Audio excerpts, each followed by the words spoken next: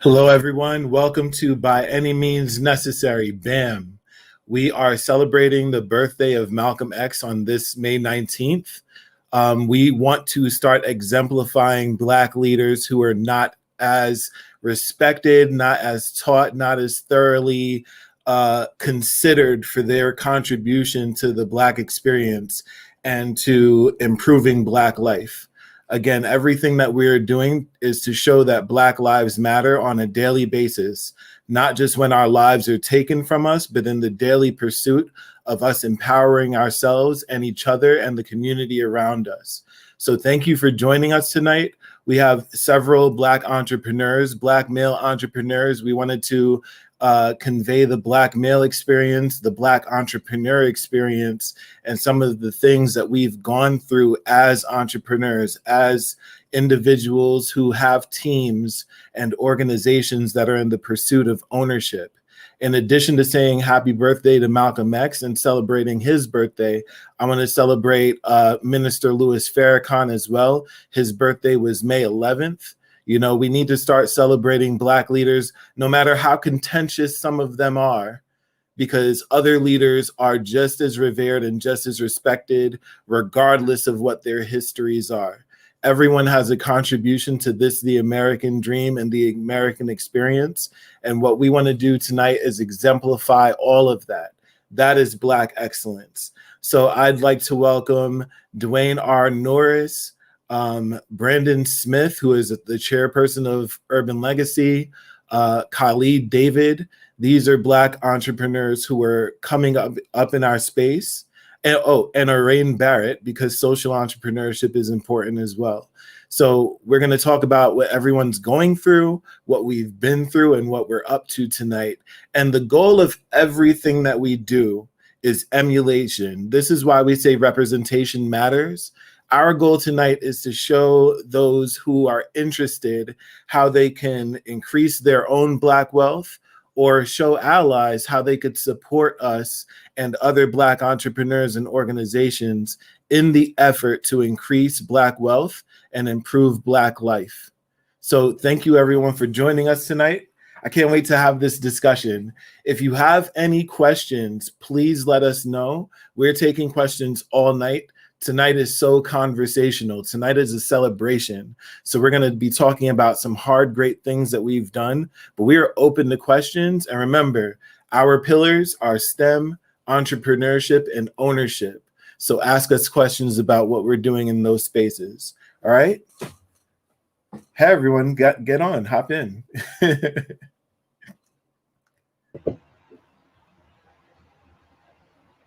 Miriam, good to see you. Dwayne, hi, good everybody. to see you. Khalid, good to see you. Hey, everyone. Hey, good evening. How's it going? We want to introduce everybody one by one. Miriam will go through it because she is running the night. So I like people to introduce themselves. I'll start with myself. My name is Miriam Muhammad. I am the Director of Operations for Urban Legacy. I'll be kind of like your host tonight, and I'm so excited to be here. I'm excited that we are all here together on this beautiful day to celebrate and honor the King, Malcolm X.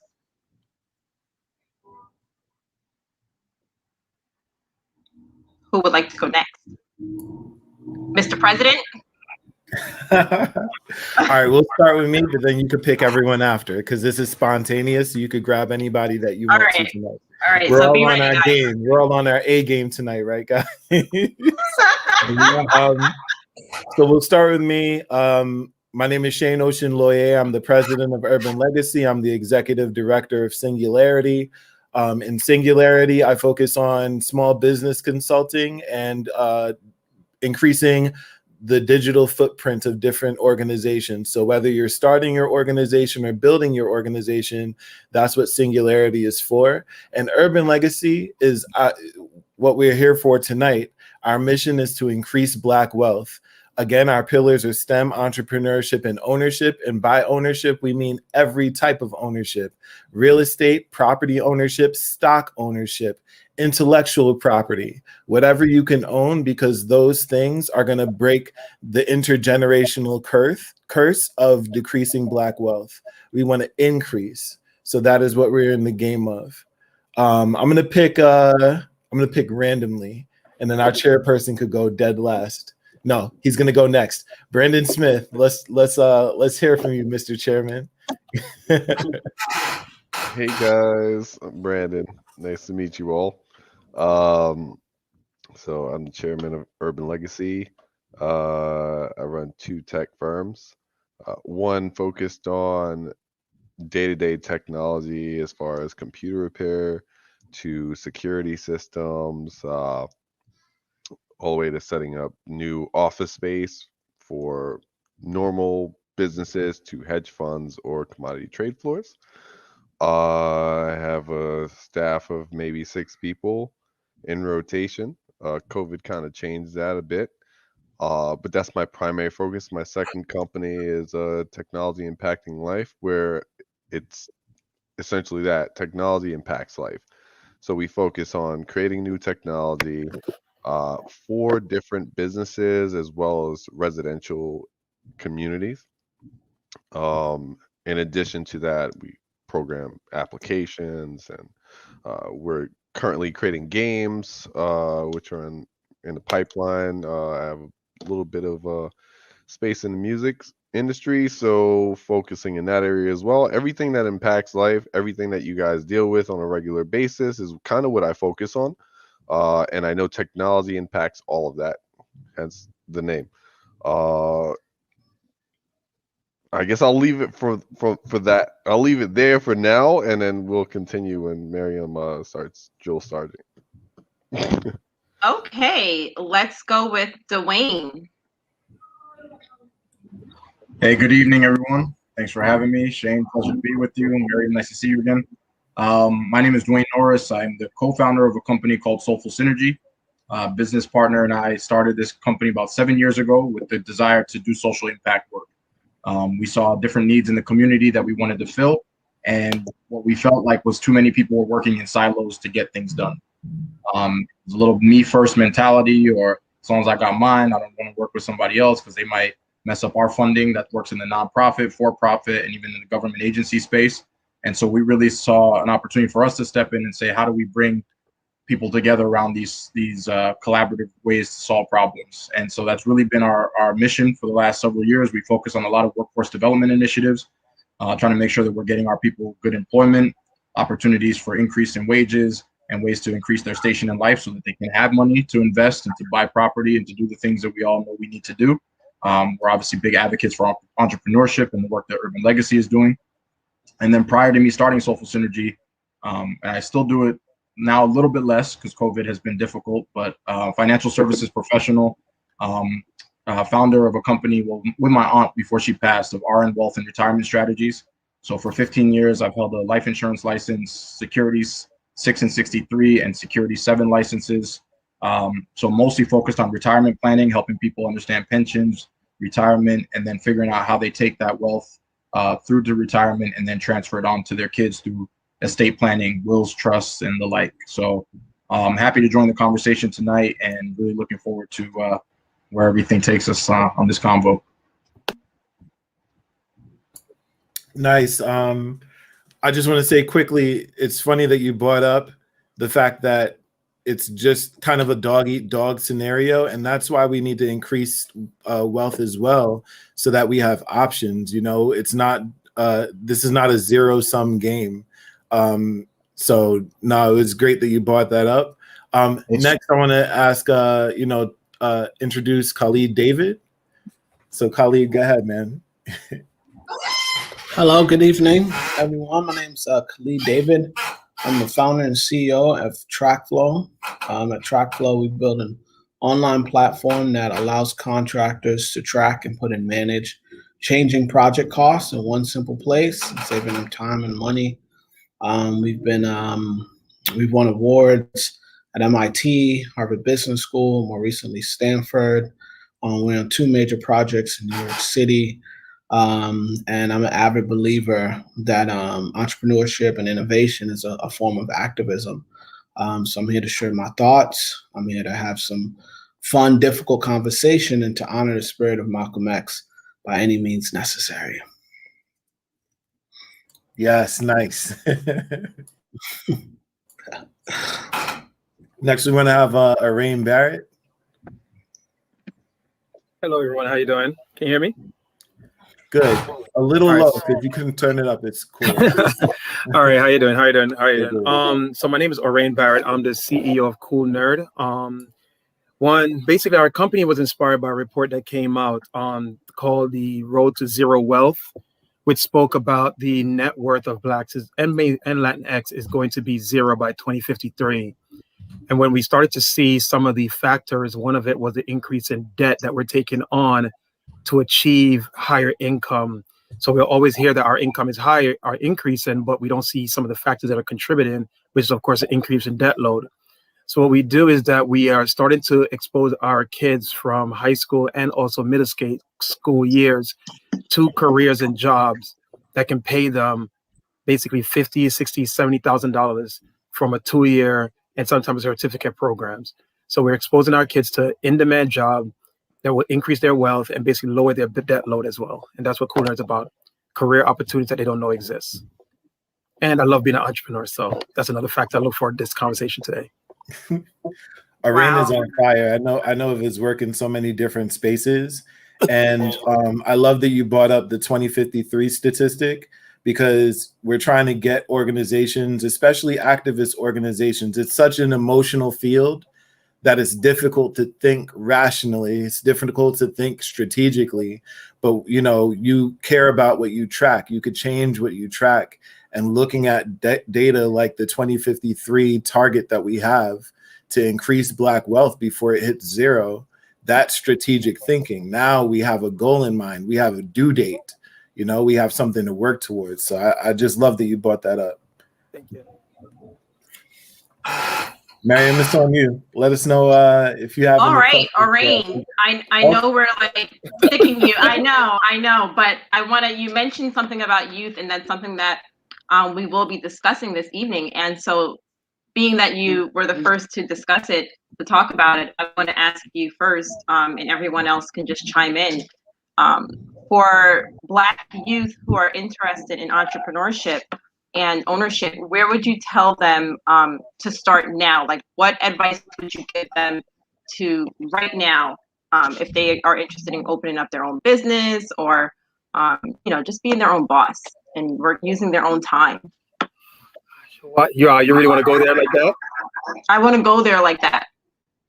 All right. So my answer is probably going to be different than everyone else. I will not tell any of our kids to go out and try and be your own boss right away. Right. When I normally go speak to students pre-COVID, I would normally go into a classroom and I'll put a dime on everyone's table. And when I ask them, why did I put a dime on your table? And some will say, sorry, jokingly, to make us 10 cents richer. And it wasn't that. It's really about the concept of learning on someone else's dime. Right. So what I try to inspire our kids to do is to go in, work at somebody else's company. Depends on your area of passion. Go into that job, learn from them, learn the inner works, learn what the area of operations does, learn what the legal department does, learn what the marketing department does. Try and be a sponge in those beginning years of learning on somebody else's dime while you're getting paid. And if you're that good, take their clients. If they're that good, become a supplier or a vendor to that company. But it's to gain the experience while getting paid.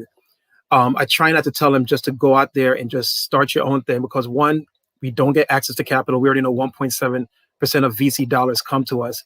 And on top of that too, as well, we can't raise the friends and family money because, again, we don't come from high net worth families on an average. And then on top of that, if you're trying to get a bank loan, if you don't have collateral to basically get the capital against, you're not getting the funding. So I always try and inspire our kids, learn while basically going into a company or some established organization, stack your money, and learn on their expense at the same time. So that's my push to students or anyone young that want to basically become an entrepreneur. Wow. Thank you for your wisdom. That was amazing. And I think it was an answer that probably none of us was expecting, right? And for our young people on the call, they're probably like, what? You're telling me I can't be my own boss? You know what I mean? but you but broke let me, it down. but Miriam, let me give you my own experience, right? Here it is that when I graduated, I'm an engineer, chemical engineer background. I started working at Intel. So my first 2 years was being an engineer at Intel. So I'd say problem solving skills is what I gained. Then after that, I started managing a team of 45 people. So then I learned people management skills. So I learned what it is to learn with different individuals towards a task and a goal. Then I went to business school. Then I went to finance. So I learned money, the intricacies of monies and such. So I'm taking each skill with each different stage of my life. And then I wanted to say, I wanted to go launch my own company. The one area I've always said that I didn't gain skill in was marketing. I never worked in the marketing department, understand how marketing really works within a company. So I said, but while I develop other skill sets while getting paid. So I always try and inspire kids, go work for someone else first. And like I said, if you're an accountant and you're an accounting firm, hey, take your clients if you're that good. But that's why I inspire our kids, especially because we don't really have the access to capital like the other individuals do. Wow. I'm gonna beef with that answer. Go ahead. I love that's why I said you wanted to start that right away. No, yeah, let's go. And I promised you guys we'd have real talk tonight, so let's beef with each other too. I want to beef with that answer because that's not an answer that I would necessarily give a young person, like a student in high school or college. That's the answer that I would give to like a recent college graduate, because they're on the tail end of having had the system dumped down on them K through 12. They're on the tail end of exactly what we were talking about earlier with that. You were talking about the debt that we come out of college with. And for example, Black women are the most educated group by race gender combination of any of us. And they're also the most riddled with student loan debt.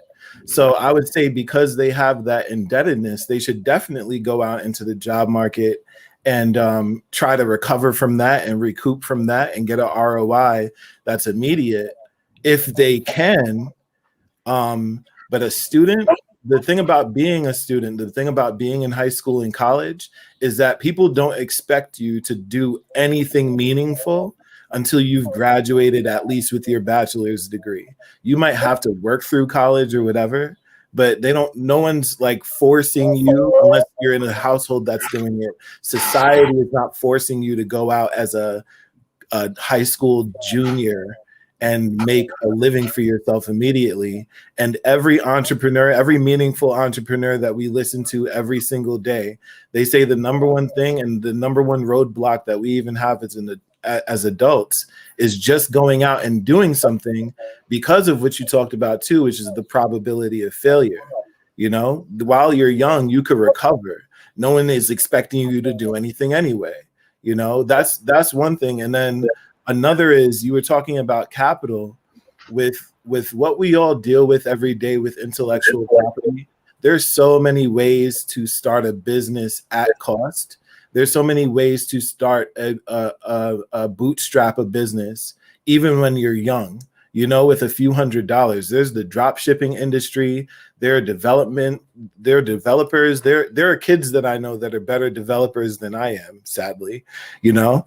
There are a lot of opportunities out there. I would tell anybody that's under the age of 24 who is currently in school or at least school age, like start now, because when you get on in life, everyone always says that. Look at the adults around us. They always say, oh, you know, eventually I'll start a business. When? You know, we got to break these curses now.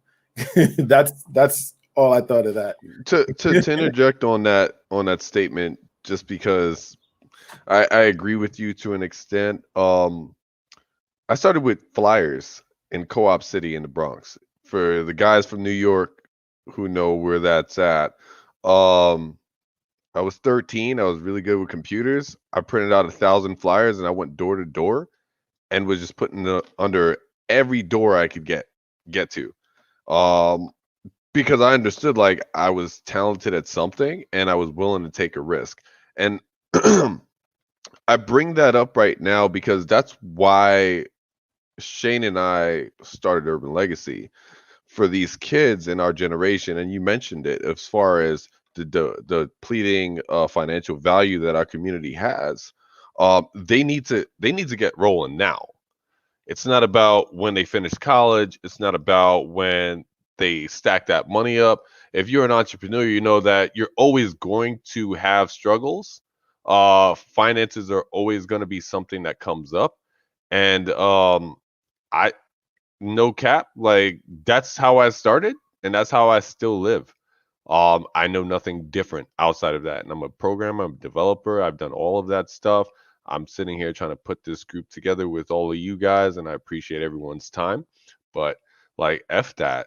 No, I want these kids that are involved in these programs to understand right now is now. It's not when you turn 21 and then you're sitting there with that fuck boy, excuse my language, telling you what to do, and then you're training somebody he hired, and then he gets a promotion and you don't, because that's what they do. This is what happens. We've all witnessed it. We've all may have experienced it. Been through it.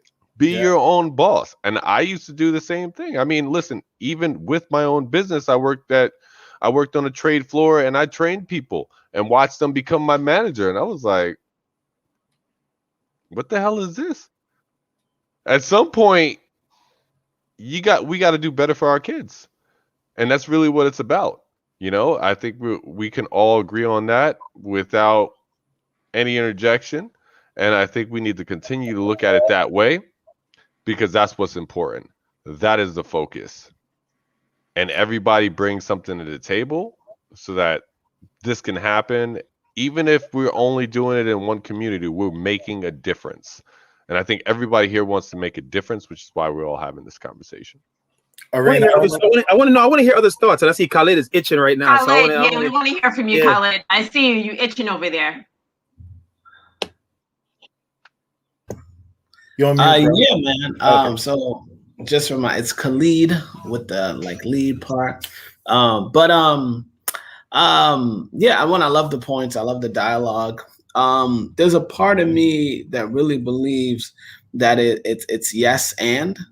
I do think that if a kid was in front of me and asked and said they were interested in entrepreneurship, I would tell them, hey, YouTube, TikTok, you can monetize your content immediately and start to create, revenue streams for you. So I would tell a kid, hey, yes, there are ways that you can bring your skills to bear right now and monetize them and commercialize them. And it is also true that you can gain more skills and fine-tune skills, learning from people that have done it before you. I know my story is very similar. I was a serial entrepreneur right after undergrad. I started my first business. When I worked for a major company, I became entrepreneurial before formalizing my entrepreneurial experience in business school. But I was also that kid who sold candy in high school. I was also that college student who, did network marketing, freshman year. I was always interested in, how can I create business? How can I monetize my skills to bear while I'm developing skills that I can eventually monetize later. But I do think that if they don't start cultivating that confidence, that ability to say, I can take my skills, I can bring my skills to market and get paid for them.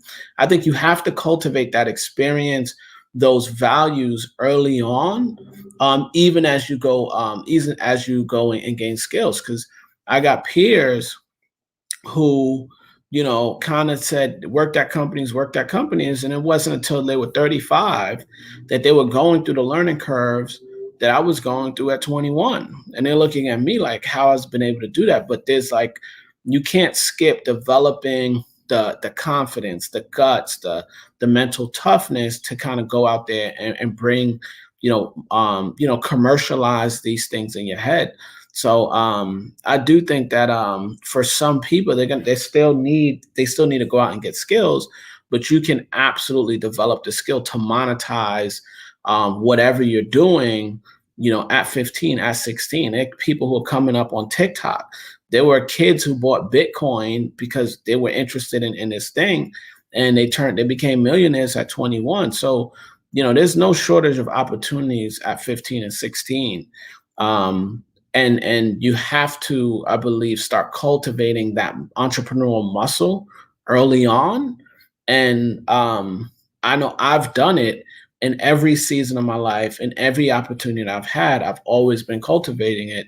And I have peers and contemporaries who are trying it for the first time at 35 and 36 and 40 and 45, and they're really struggling because they never really developed that muscle.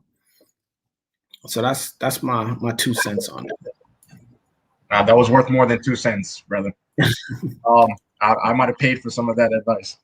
I listen to everything that's been said here, and it's hard to disagree with any of it because it's all coming from a very real place. My brother Orain, what he said is very valuable.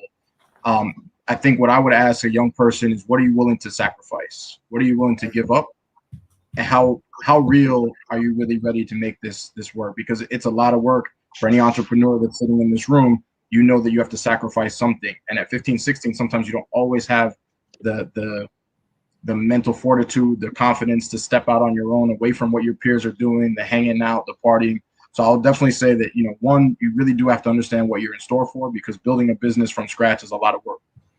I dropped out of college at 19 because I knew I wanted to start my own business, and I didn't even know how it was going to happen. I knew I always wanted to be my own boss, and my aunt gave me the opportunity to come to New York and to work in financial services, and I knew I was going to have a mentor. And for me, that was worth more than college. I was like, oh, bump college. I'm going where I know I have somebody who can show me the ropes. So to Orain's point, when you have somebody who can give you some knowledge, when you can see how it's done, there is value in that. And that is something that is almost priceless, because you get to now see the blueprint and then figure out how you can put your own stamp on it.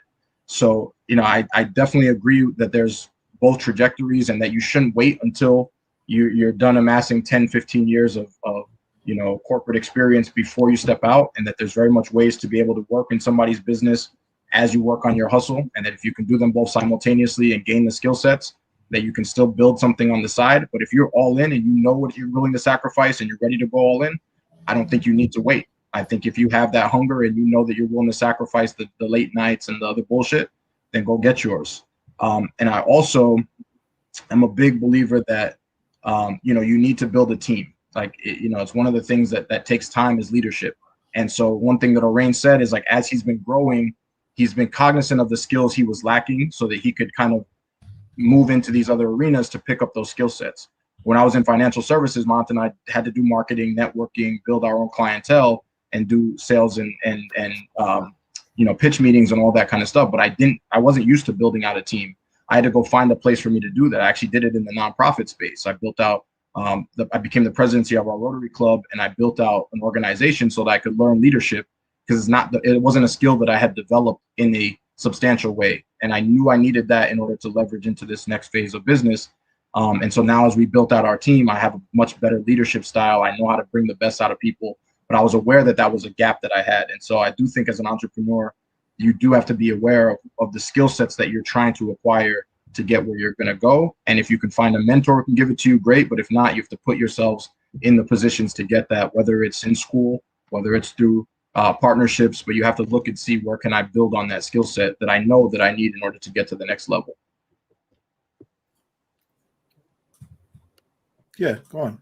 All right. So I definitely sat down and heard each person's response. So Shane and Brandon are on the opposite of basically what I said, right? Khalid is saying he's in the middle. Dwayne is saying they play in the middle of the fence, right? So they're based on both sides of it, right? And I'm going to jump right back in the water again. 1 out of 10 entrepreneurs succeed, right? So with that number, I see people nodding their heads. So everyone understands that, right? So there's no shock there. And when I say succeed, we can even jump deeper into that, what that 10% look like, right? In the sense of, are they taking their company to the next level, or are they basically just self-employed and they're just basically taking care of their household in itself, right? That means, are they having employees and all those other things? But 1 in 10 succeed. The next factor that we have to look at is, which one is the motivator for entrepreneurs? Is it learning from failures, or is it learning from success? right? And I'd love to have you guys put out there, because there's research around that of which ones pushes forward, learning from failure or learning from success. And I'd like to ask you guys, because one of them is going to play a factor in motivating one to go forward and saying, I can do this. And keep in mind, again, 1 out of 10 succeed. And when you deep into that, dive into that 10%, and then for us with limited capital, how does that affect us? Again, I'm not saying don't be an entrepreneur. I'm just saying how you do it is the question that I'm throwing out there. No, I don't, I did give the extremist answer and start off in that direction, but there are a few things to what all of you said that are valuable. So even to what Dwayne was saying about, if you have somebody that could lead you on the path, I remember the old folks that they used to say, we are somebody, you know what I mean? Everybody on this call, we're in the position to actually impact children in their lives.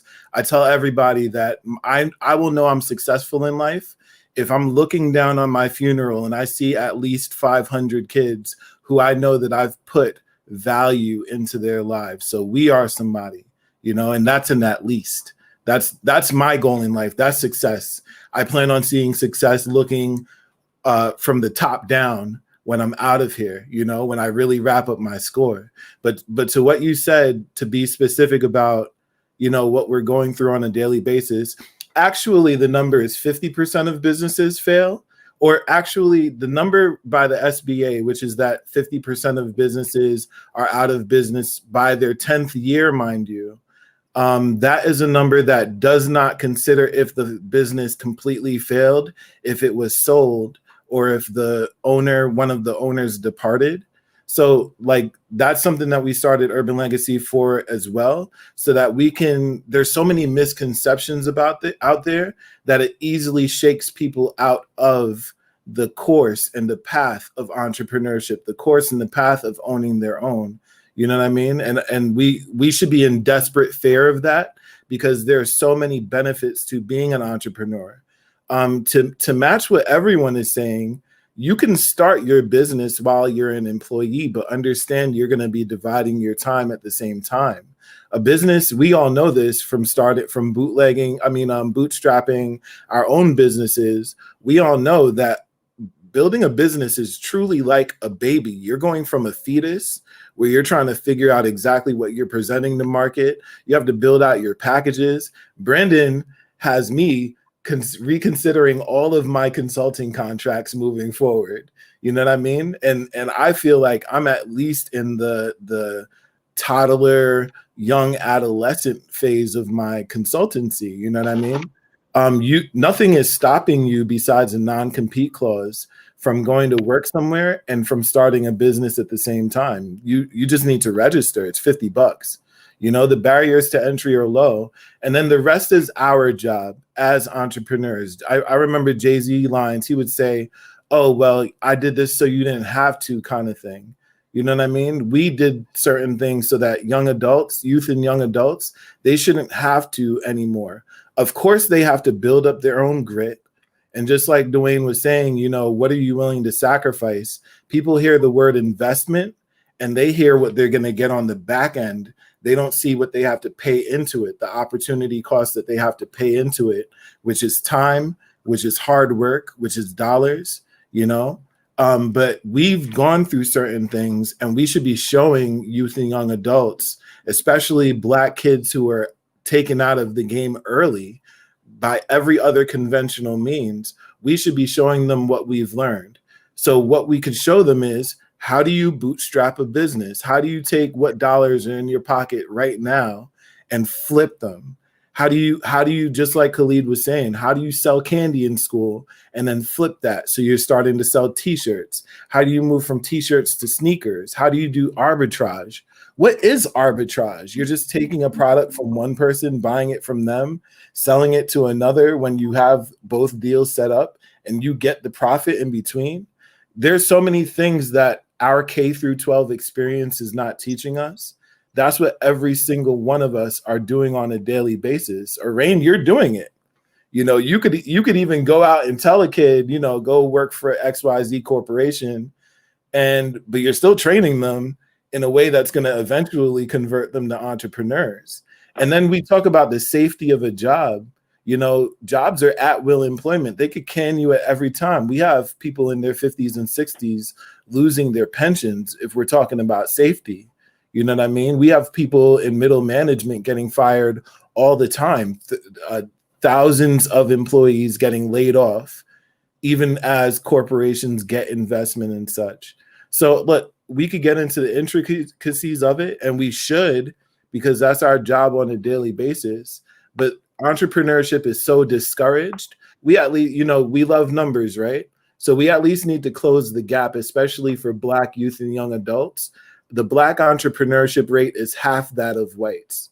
And instead of looking just for capital, because, you know, we don't want to be like those Ivy League grads who are just looking to start a business so we could eventually sell it. These are our children. You know, we want to grow with our children. We want to grow our children and keep them and benefit from the fruits of their labor from here on out, instead of just selling them off into slavery to somebody that doesn't care about your brainchild. So, I would say that, just like we were saying, the combination of all answers is probably the right answer, because you don't have to sacrifice a path of entrepreneurship just for the safety of employment, you know? But I'm confident that once people get into entrepreneurship and they see, oh, wow, all I have to pay on that is taxes, and then they go to their job. Employment taught me to track my numbers. Oh, I'm contributing to 30% of their revenue, but they're paying me 4% commission. No, we have to rethink some things when it comes to entrepreneurship. So I just want to leave that thought at that. And, you know, everybody that's watching, you taking everything that we've said and compare notes, you know what I mean? But we have to start breaking intergenerational curses. Miriam, I'll pass it to you. Wow. Wow. Thank you, everyone. I mean, I felt that was incredible. I mean, I don't know how you guys feel right now, but that whole thing that we just did was perfect. Our range started to do this more often. Yeah. So now that we're kind of on that topic, I want to ask you guys, and I want to start with our chairman, Brandon. If you can start over, right, what would you say you would do differently, why, and how? That's a really difficult question. And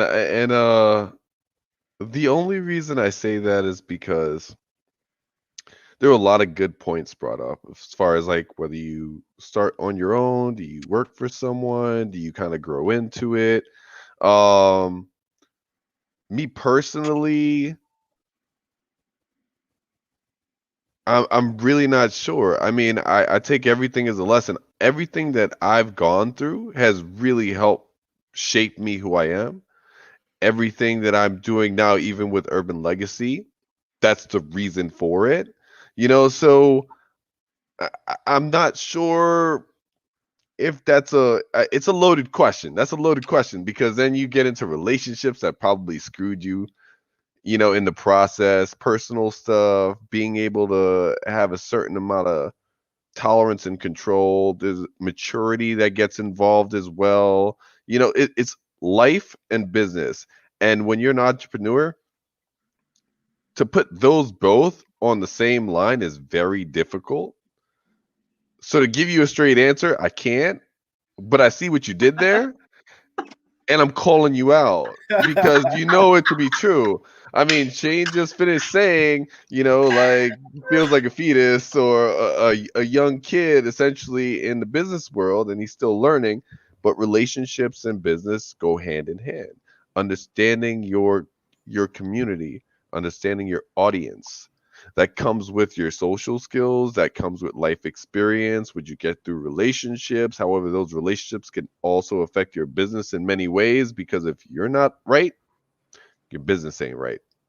And that's something that people really need to understand when you get into business. It's, listen, if you're at home arguing with your wife, you don't feel like picking up that 9 o'clock call, because I'm here arguing with the wife, you know, or whomever. And that can be very impactful depending on which industry you're in, you know, or, you know, you have an issue where there's a family grievance just in general, you know, with your mom or dad or whomever.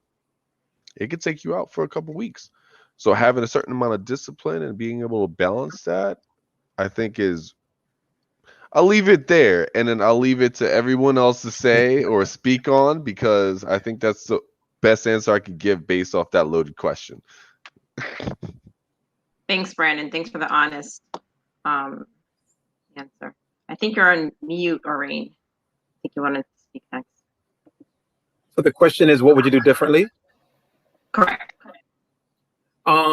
If given a chance to do it differently, I wish I had surrounded myself with mentors, and really utilize them to the fullest extent, right? So that's one thing that I didn't seek.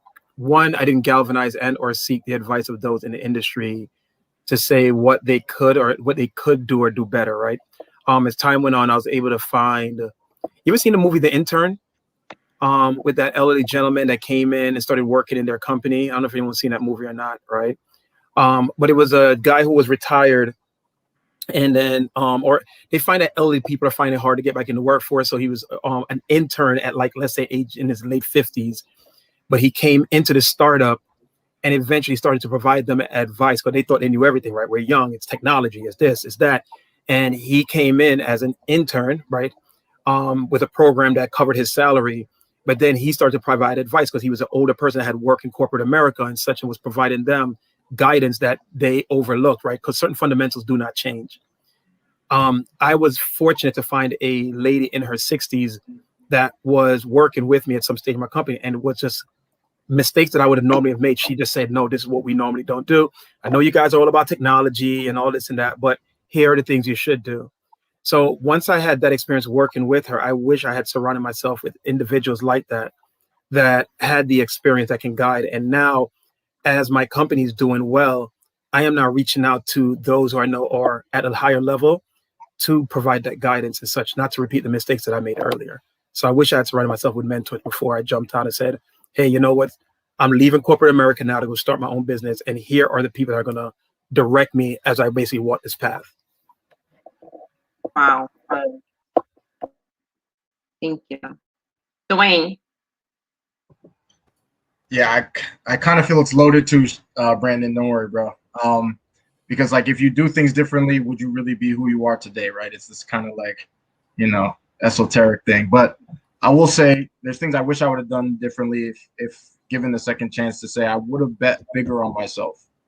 I think at the time I started, I don't think I fully understood what I brought to the table, what my capabilities were, and how it related to the rest of my competition. I think I maybe undervalued myself. So I think if I knew what I knew now, then I probably would have invested more in myself, invested more aggressively in my business, and again, sacrificed more. Because even though I sacrificed a lot, I still went out. I still had a good time. I probably would have doubled down, and I'd be probably twice as far. So I would say, bet on yourself, invest in yourself. That's books, that's workshops, that's getting a mentor, even if you have to pay for it, get a coach, like those type of things that I probably could have done earlier to create a certain level of additional discipline and additional, support, I think could have propelled me even further. And that's the only thing that I really will ever say that. But again, I am where I am, and I'm pretty happy about it. So who knows? Thank you, Dwayne. Khalid. Thank you for that. I think that for me, I mean, granted, I think the paradox of it being loaded is absolutely there. But I think for me, the only thing I would do different would have been to start earlier and to take it serious earlier. I think that the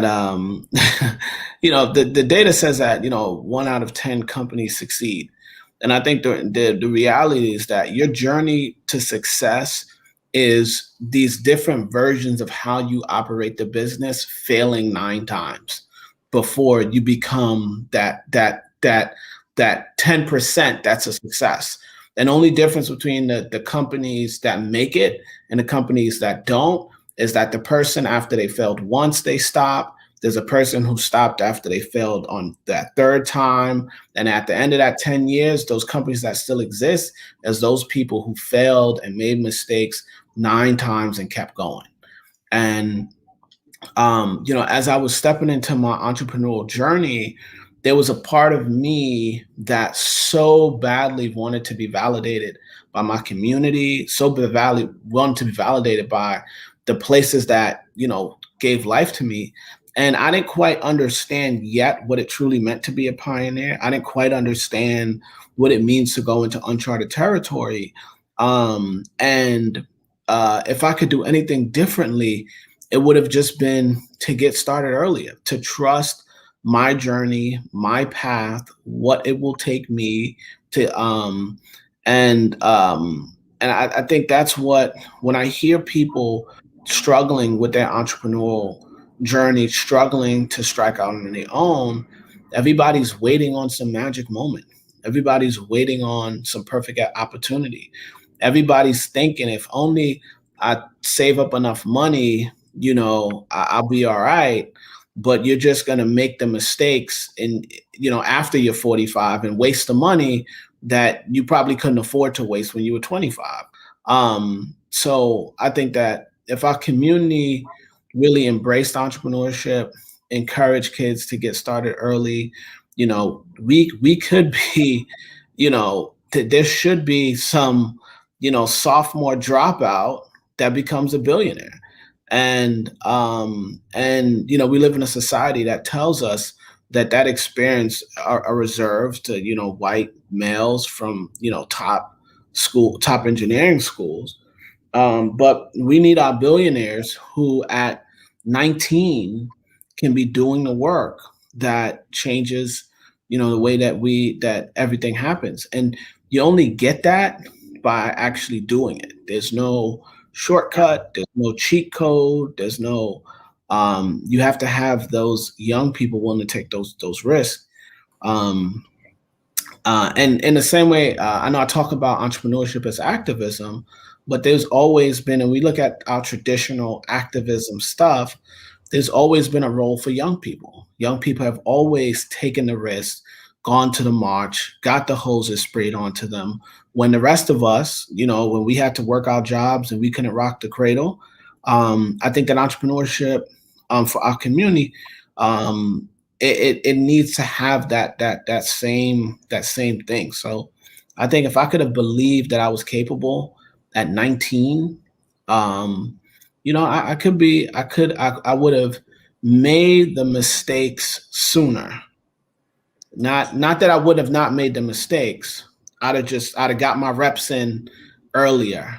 And I think that that'd have been plenty. I love that answer. I love everyone's answers tonight. I just want to, entrepreneurship is as activism. I love that phrase. And it's so true because we're showing that Black Lives Matter when we truly forget that the original intention of racism, regardless of all the causes and mechanisms, the original intent was to exploit Black bodies for economic gain. That was the original intent of enslaving us in the first place. It was the reason that they kept us sharecroppers after and prevented us from owning our own plots of land after slavery was over. It was the reason why they were so happy to integrate half of them. We're so happy to take our money into their businesses once we were begging for a seat at their counters. The racists didn't go away. We just made them take down all their signs so that we could give them our money. But entrepreneurship as activism is everything. And doing it young, making those mistakes younger, Dwayne, you said earlier, even you're gonna make the mistakes, you're gonna go through trial and error. So those things are so important because we need to do them younger and we need to be encouraged. Khalid, just like you're saying, we need to be encouraged to fail and accept it and embrace it and not be shunned and annihilated for it. And I think the reason why we're so scared to is that the consequences of what people have called failure so far are made so dire for Black young adults, made so dire for Black people overall, that we're afraid to add even one more consequence to our experience, but we are suffering the consequences anyway. We still have sky-high unemployment compared to every other ethnic group. We still have lower rates of entrepreneurship, home ownership, all of those things. You know, what we never even really talk about, we talk about the failure rate of business. What was the failure rate of you keeping your first job? You know, what was the failure rate of you keeping your first corporate job?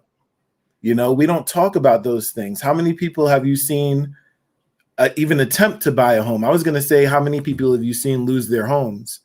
How many people have you seen with a home to lose? You know what I mean? We don't talk about those things.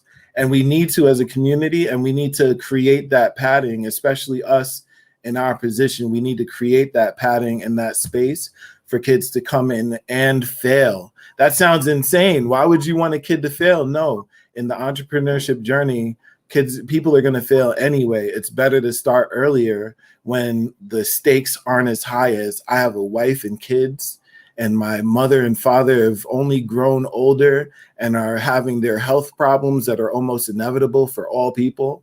You know, we got to start earlier. We have to help people through the door earlier. So I love everything that you guys have been saying. And Orain, man, the corporate strategy, that's what we need to introduce to activism, because again, activism is so emotional. I want the intern that's the 50, 60-year-old. There's some things that they're going to say that it's like, oh, no, hard stop, because the scenarios aren't the same. And we're going to run this game. We're going to run this play a little differently. But we definitely have to take the strength of our elders and the experience of our elders and do with it what we will, but at least receive it, you know? So I love that consideration of corporate strategy, because it's what's missing. I will say, for me, y'all are great for having, you know, oh, we're great because we're at this point right now where things were what they were, but I wouldn't be the person that I am without them. Nah, there's some things I'll take back. I wish I was in tech way earlier. I wish I was doing robotics way earlier. I wish I was doing programming way earlier.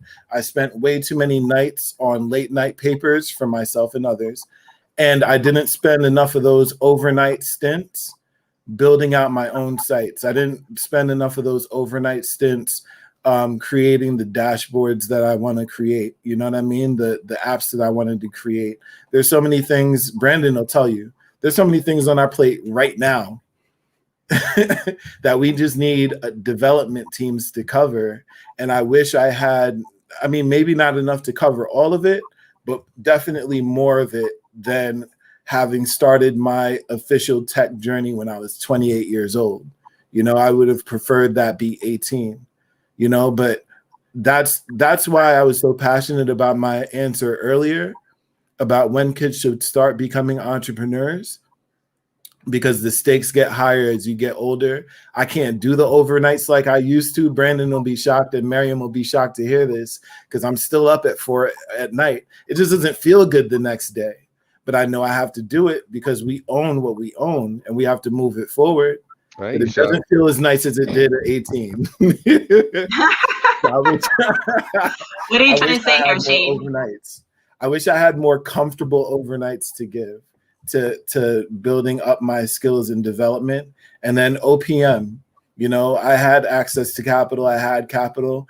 I wish I would have focused much more on building my assets and getting investors into the projects that I had earlier, instead of just funding all of it myself.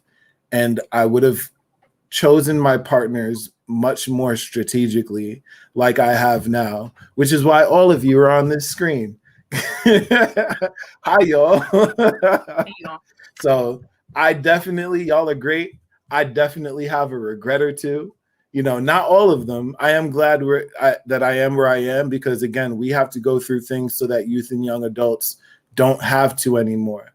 We have to break these intergenerational curses. And if I have to be the last person cursed, then so be it, because somebody has to do it, or it will never end. It'll never end, y'all. And 2053, just like you said, Arain, 2053 is coming. Zero median Black wealth is coming, and we have to eliminate that. It has to be a hard stop. 100%, 100%. Now, people see entrepreneurs, right? And they see the glitz, they see the glam, and they see the freedom, right? But what they don't see is it's like a duck on the water. You see that duck floating, but you don't see the feet, right, underneath there. Talk to us, Dwayne, I'm going to start with you, about what barriers you have faced as a Black male entrepreneur. What challenges have you come upon? Oh, man. And how did you overcome them? How did you overcome them? I feel like this is another one of those semi-loaded ones, but not so much. So, you know, what's funny is even my team right now always says, like, can you show more emotion and this, that, and the third? Because I am that dude. I'm that paddler. I don't give a damn what's going on around me. I'm going to stay focused on the mission and look like I'm calm, cool, and collected, even if I'm nervous and everything else in between.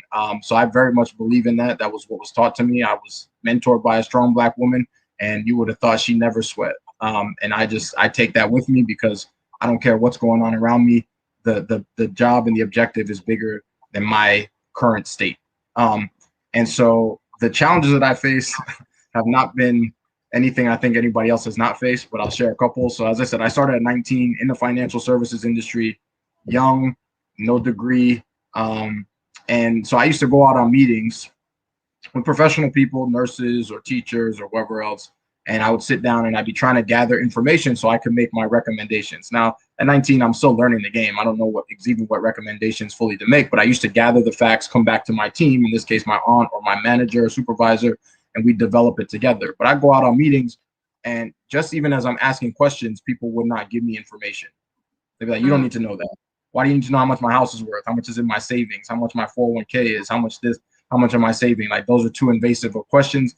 And I would get shut down halfway through meetings. I couldn't even get finished. Like, it was, you know, it was basically shots to my confidence on a regular basis because they didn't see me as somebody worth giving that time and that information to. And so I had to go and up my skills. I had to go and read more. I learned about investments. I learned about retirement plans. I learned about wills, trust, and estate planning. So as I was asking information, I was giving value. I was giving value and then taking information and giving value.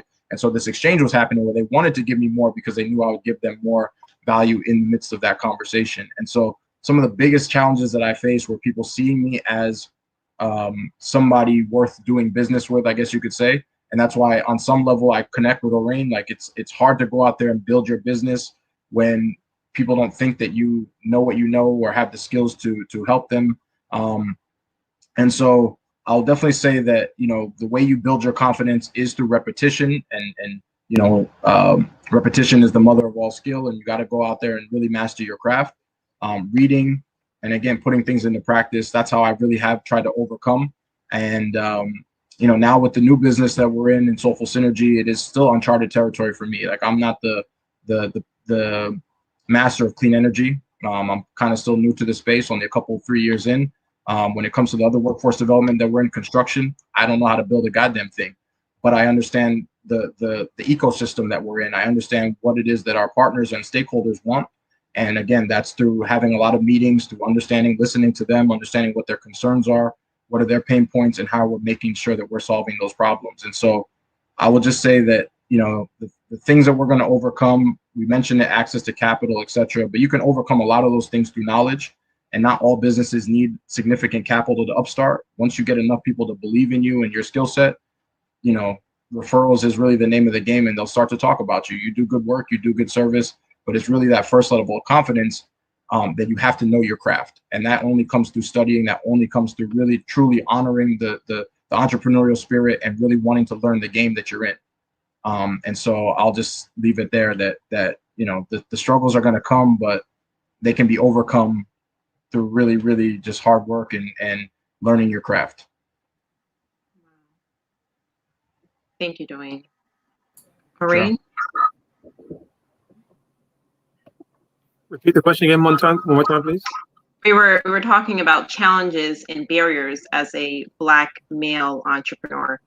What have you faced and how have you overcome those challenges? Yeah. So, gosh, one, I mean, there's just so many, right? But again, I don't know. I struggle with this one because we know they're there, but it's how you view it and how you take an approach to it, right? So, we can say access to capital, the biggest one. Again, right? I can speak to that, knowing that when we get in and start to do the pitches and all these other things, there's all the stereotypes, the viewpoints. I've seen guys walk in. I've literally seen guys walk in with an idea on a napkin and get funded, while you come in with revenues and dollars and you're showing all your numbers and not taking us seriously. So those are just things that you just gotta have to realize. This is the reality, and how you just have to just climb that next wall to continue pushing forward.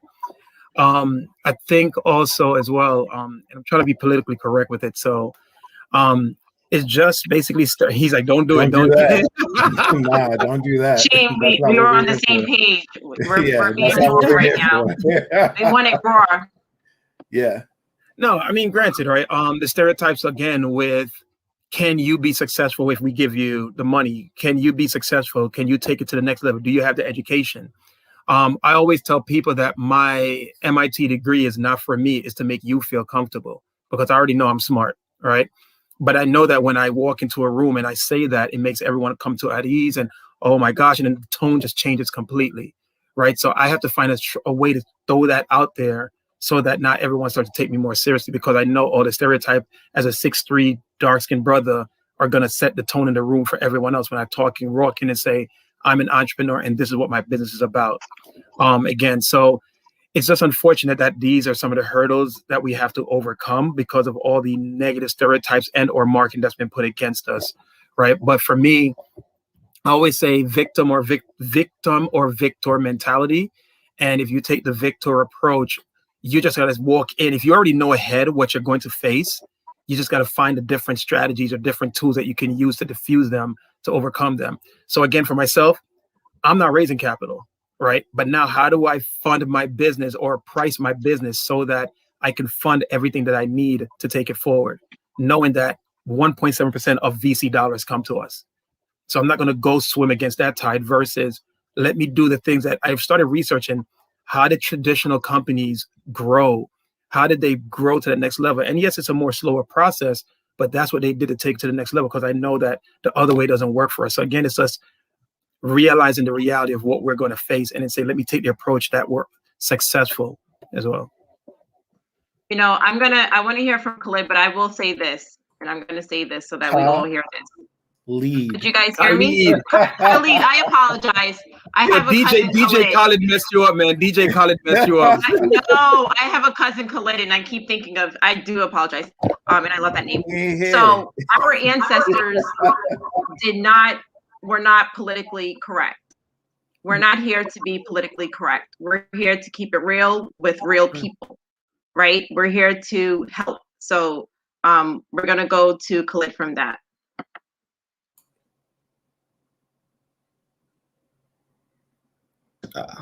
Since you set the stage to not be politically correct, I'm just gonna have to go there for the rest of us. Let's do it. So for me, I think the biggest challenge that I've had to face has been having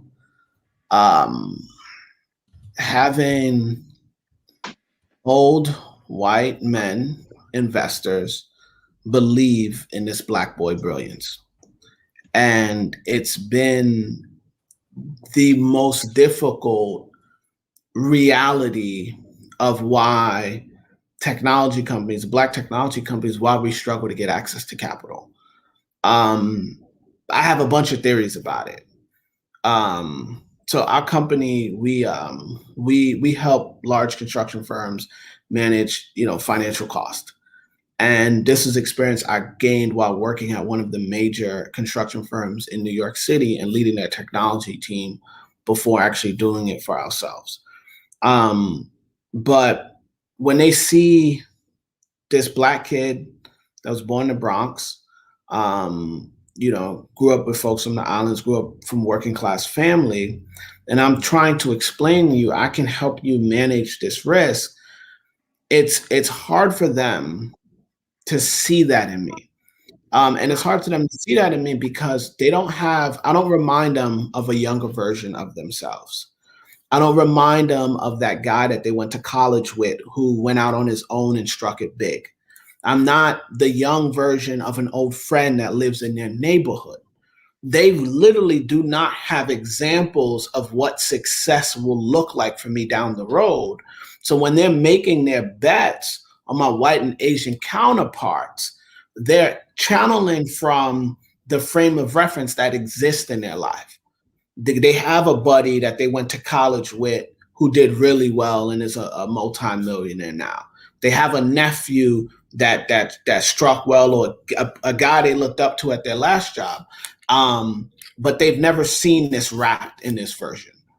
I have a physics degree from Morehouse, a civil engineering degree from Columbia, MBA from MIT, and I've gotten into the networks. I've been invited to the dances. I've been invited to the parties, but still, when it comes down to making a decision to fund what I'm doing, the challenge of having those investors see that in me has been the biggest challenge by far. In part, that's why I've chose equity crowdfunding and why we're now raising money on Republic and giving the general public opportunities to invest in our company. We've gotten about 80,000 in commitments in our first 45 days. And I spent years having over 250 meetings with different investment groups, and them not being able to write a check, or only raise, 100,000 or some 125,000, a little bit. And by taking this message to the public, I've found in 45 days, I've been able to effectively get access to more capital than I spent. I am a Sony. Sorry, I got distracted. So for me, it's not just, I realized that the reason why I've learned to become vocal about it is because I think most people can accept that some kid who's tinkering in his basement, who thinks he's the next Bill Gates, some black kid, he probably doesn't really have the right skills, and he doesn't really, and that's why those kids are not getting funded. But when you have people who've gone to the best institutions, work for the best companies, when I say, hey, they're not letting me in either, it forces you to wrestle with the bullshit about what it really is. It's not that we're not capable. It's not that we can't build organizations. It is quite literally, they can't see it. They can't. And our job is to fundamentally change that story. We need to be the story so that the next generation, they could say he could be the next Khalid. Well, he could be the Khalid, I'm gonna ask you this. I'm sorry for interrupting. And you're a Sloaney, I'm a Sloaney, so we're gonna link up after this, right? But my other frustration is that, okay, so they can't see it because they can't see the youth of the person, all the sympathetic, empathetic, all the things that, they're connected with everyone that walks into the room, that they can say, oh yeah, I see this person, he's like me, reminds me of myself and all that. But what about our successful individuals? Where are they? See, that's a perfect example. The reality is that where is our wealth really centered, right? It's really sports and entertainment, for the most part. You know what I'm saying? And again, they can look at the next version of themselves. They can bet on the next rapper, the next record label. Now you're seeing that these wealth, they're starting to invest in technology. The reality is that the most people who made it, the most people who even have a little bit of a pension, who worked corporate, they weren't doing any angel investments. The little bit of money that one or two member of the family has, that doctor, right? You think they about to put 20,000 up, 30,000 up for a company? They have to be conservative with their capital because they just got it. So when I went to those traditional sources, when I went to our community leaders, like, hey, angel investing, startup investment, that's fun. We just got the bag.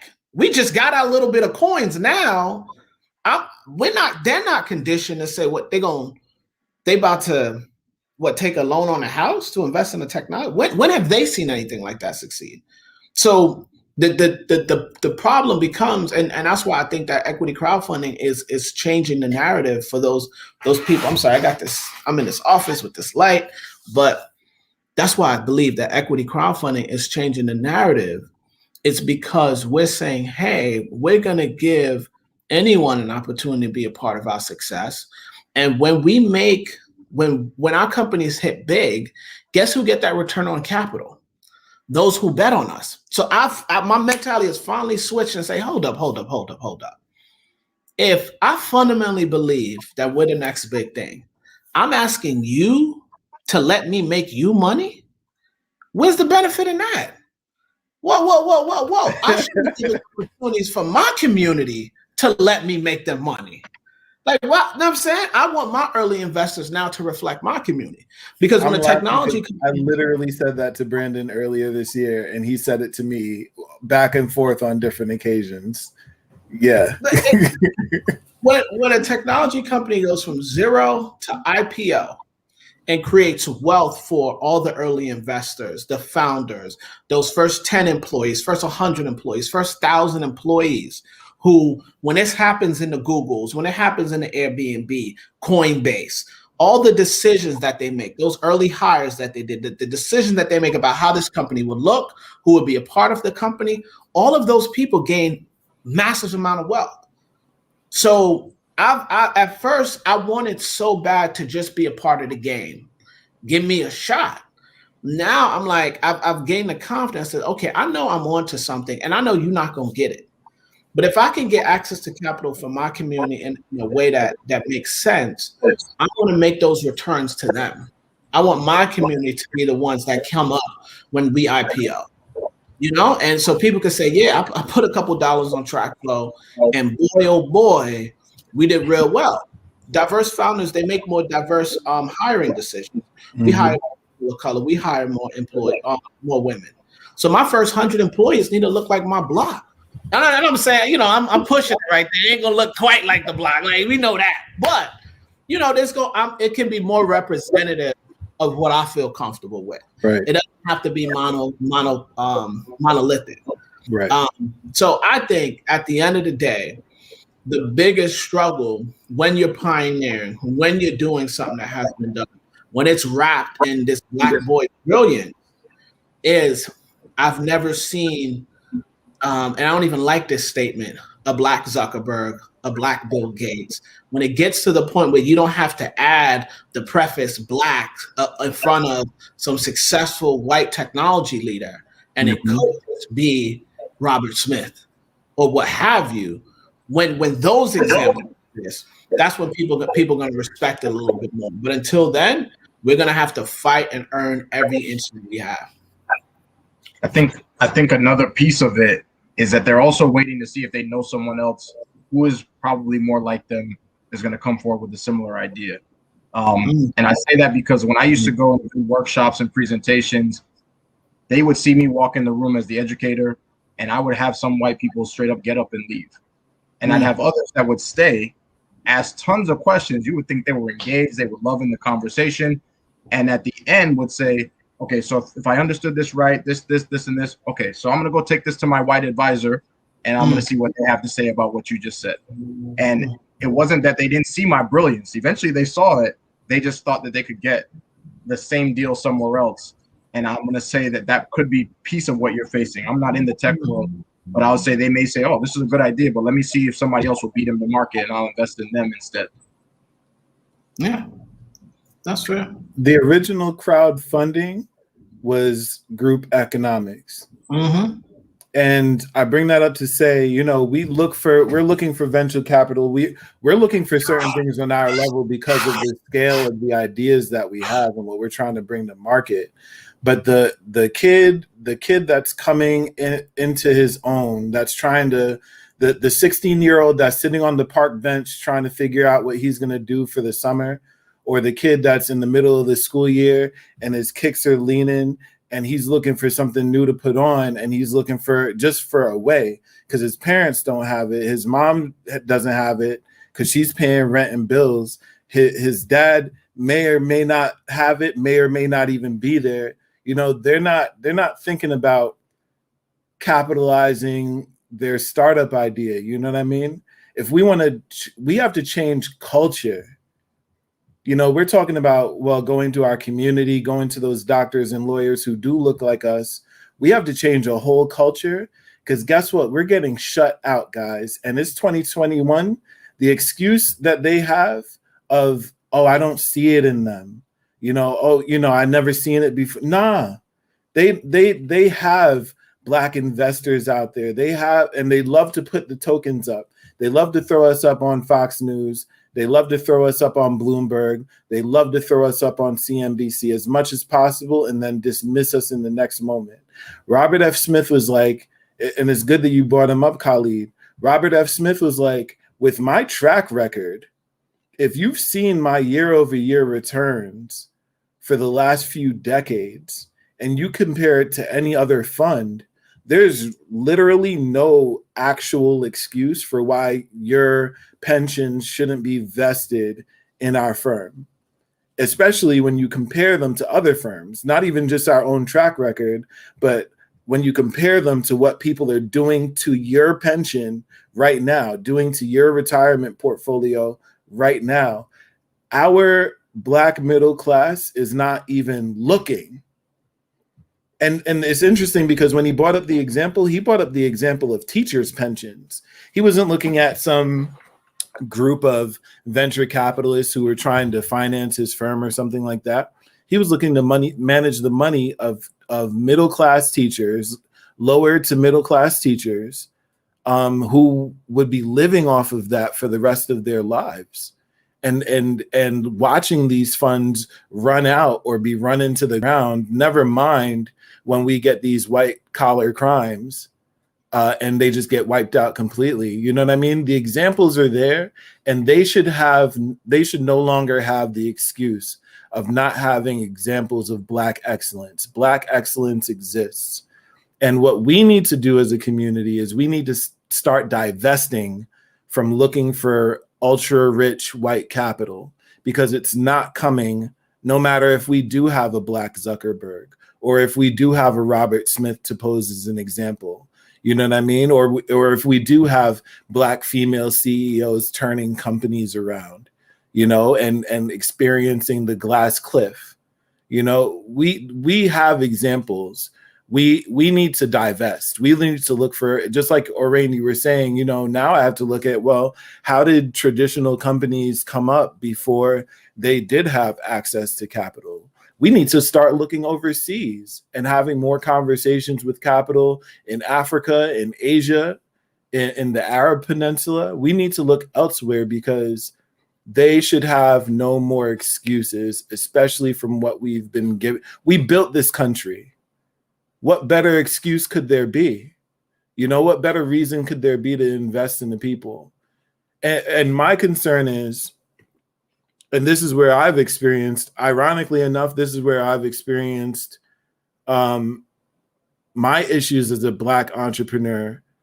My issues, my biggest concerns, my biggest issues, my biggest pain points have been with our Black middle class, because I expect our enemies to do what they do, because they've been doing it the entire time. When do we start changing, again, these intergenerational curses? When do we start changing the game and say, Black middle class, where are you? I know you exist. You know, Chirac is what it is. Baltimore is what it is. Compton is what it is. But there are 48 million of us, and we're not all poor.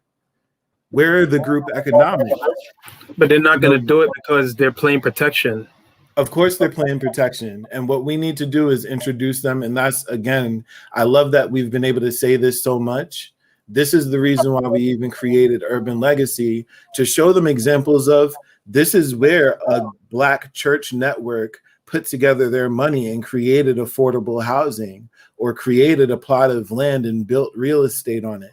This is where Black young entrepreneurs came together in this group and invested in that thing, and that thing exploded for them and multiplied their money. The examples are out there, you know? I understand, and you can show the examples, but what I'm telling you again, I've had these multiple conversations with even people within our age range or whatever, successful. I make 200, 300,000 on this partner in that firm. I'm telling you again that it's basically the protective game, right? Here it is that my mother and father were from this economic situation. I've now taken a step forward and I'm protecting, right? So for me to invest into you, I can't do that versus my white counterparts who I talk to all the time. You're talking generational wealth. So they have that money to play around because again, now they're more comfortable with theirs. So I realize that I don't fault them because I get it. You should fault them. I fault them. I can't. No, the reason why I said I honestly can't because I understand. Yes, bro, I know that understanding and I'm cutting everybody off. Y'all gonna get it. It ain't about that. No, it's not about what you're saying. It's a mix of everything, you know. And I understand what your point of view is because you're absolutely right. We've all experienced it. Everybody here understands that our community has been conditioned to a certain extent. That's clear. We're not all talking about this because we understand the conditioning. It's to get out of that mindset. Right. You know, so how we can make that difference for anybody that we're going to affect moving forward. Like we can talk about all the injustices for the next 8 hours. That's not where I want to keep the mindset. I don't want to keep the target on that with this conversation because I could talk to you till I'm blue in the face about let's just keep it a stack.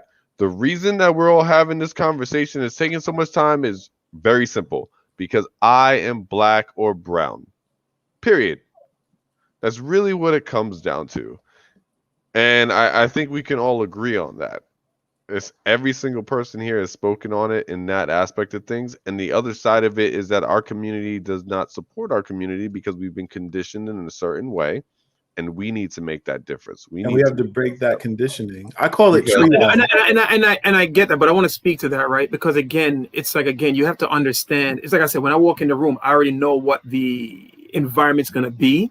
Yeah. Right? So the same thing. Like, but if you're going to be a leader, and you're going to sit here and say that you want to see these things change, regardless of knowing that that's what you're expecting, you're conditioning yourself in a way to prove that point.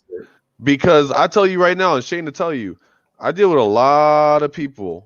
I walk in a hoodie, jeans, and my Jordans. Everybody's in a suit. That took a lot of time before I got there. But it's because I'm not going to be put in a situation where you feel like I need to meet your standard when I walk in your room when you need my services. And I'm not saying I ain't lose a lot of deals because I do that. However, the quality ones, they all understand. This dude right here is going to make sure it gets done. And I'm not sitting here trying to put on a different face for anybody else. And that's what we need to start doing more. If we did that, it wouldn't be no problem. I mean, H&M did some nonsense a couple years ago, and the Black community got together, and their stocks tanked. All of a sudden, they're like, "Oh, we're sending out apology letters." Gucci did the same thing. Right. The Black community said, "No, we're not buying that." All of a sudden, there's apologies and this and sales. Oh, sorry. All this nonsense. If we actually, Brandon, I'm not speaking about us galvanizing when there's offensive things. What I'm talking about again is that we're talking about where is the topic I'm speaking on specifically is around where can we get access to capital, right? And I said again when Khalid was speaking was where is the our Black high net worth individuals, right? Again, so now as Shane had mentioned, our Black middle class, right? You could put a 10, you could put a 20 and such. But my rebuttal to that was they're playing protective game, right? Again, because now I'm in this world that I've never experienced before, right? And on top of that, too, we know what our spending habits can be like. So we start making a little more. We're going to spend, buy homes, buy this, buy that. So what I'm saying is that mindset is very protective of the capital that I do have, that when one of us come to them and say, hey, I have this venture and I'd love for you to invest in it with friends and family around, it's going to be no, because I'm protecting. Right? Because again, they are not at that level. Now, give it maybe another generation where their kids are a little bit more stable and such, they're more willing. So basically, I'm looking at that. Which one? So when I think about wait, no, Rain, but that's not what happens. So first of all, even for them to get to that protective state, first, and that's what all of our jobs are in our different spaces, to break those misconceptions that create that protective state. Because first of all, we've been saying 1 out of 10 businesses fail for this entire time, but it's actually 1 out of 5.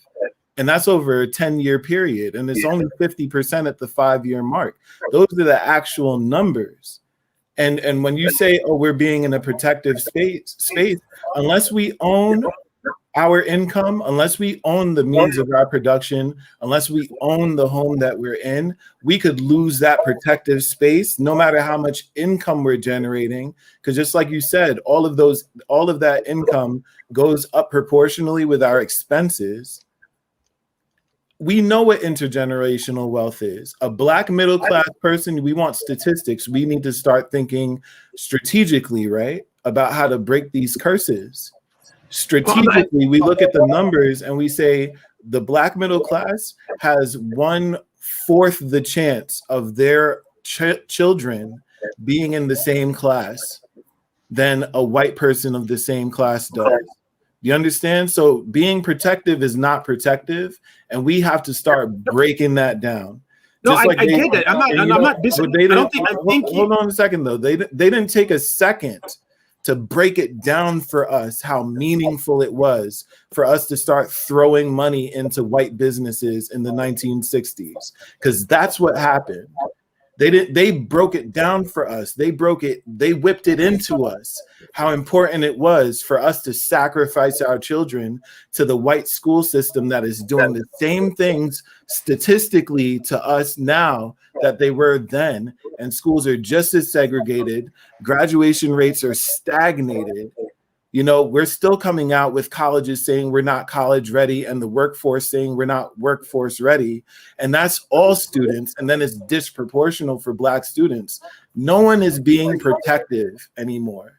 You're not being protective with your little few $100,000 a year. You're not being, and that's if we're even speaking on that scale. But the Black middle class, I told some of the Black leaders in my community with one of the projects that I worked on with this $10 million grant that I worked on for the New Rochelle community, I told some of the Black leaders right here at home that I feel like every lesson that you taught me in my first 2 or 3 decades, you completely threw out the window when it come to put your feet in the fire. When the actual moment came up and there was money at stake, you didn't follow through with those things. When do we start breaking back? I call it triage.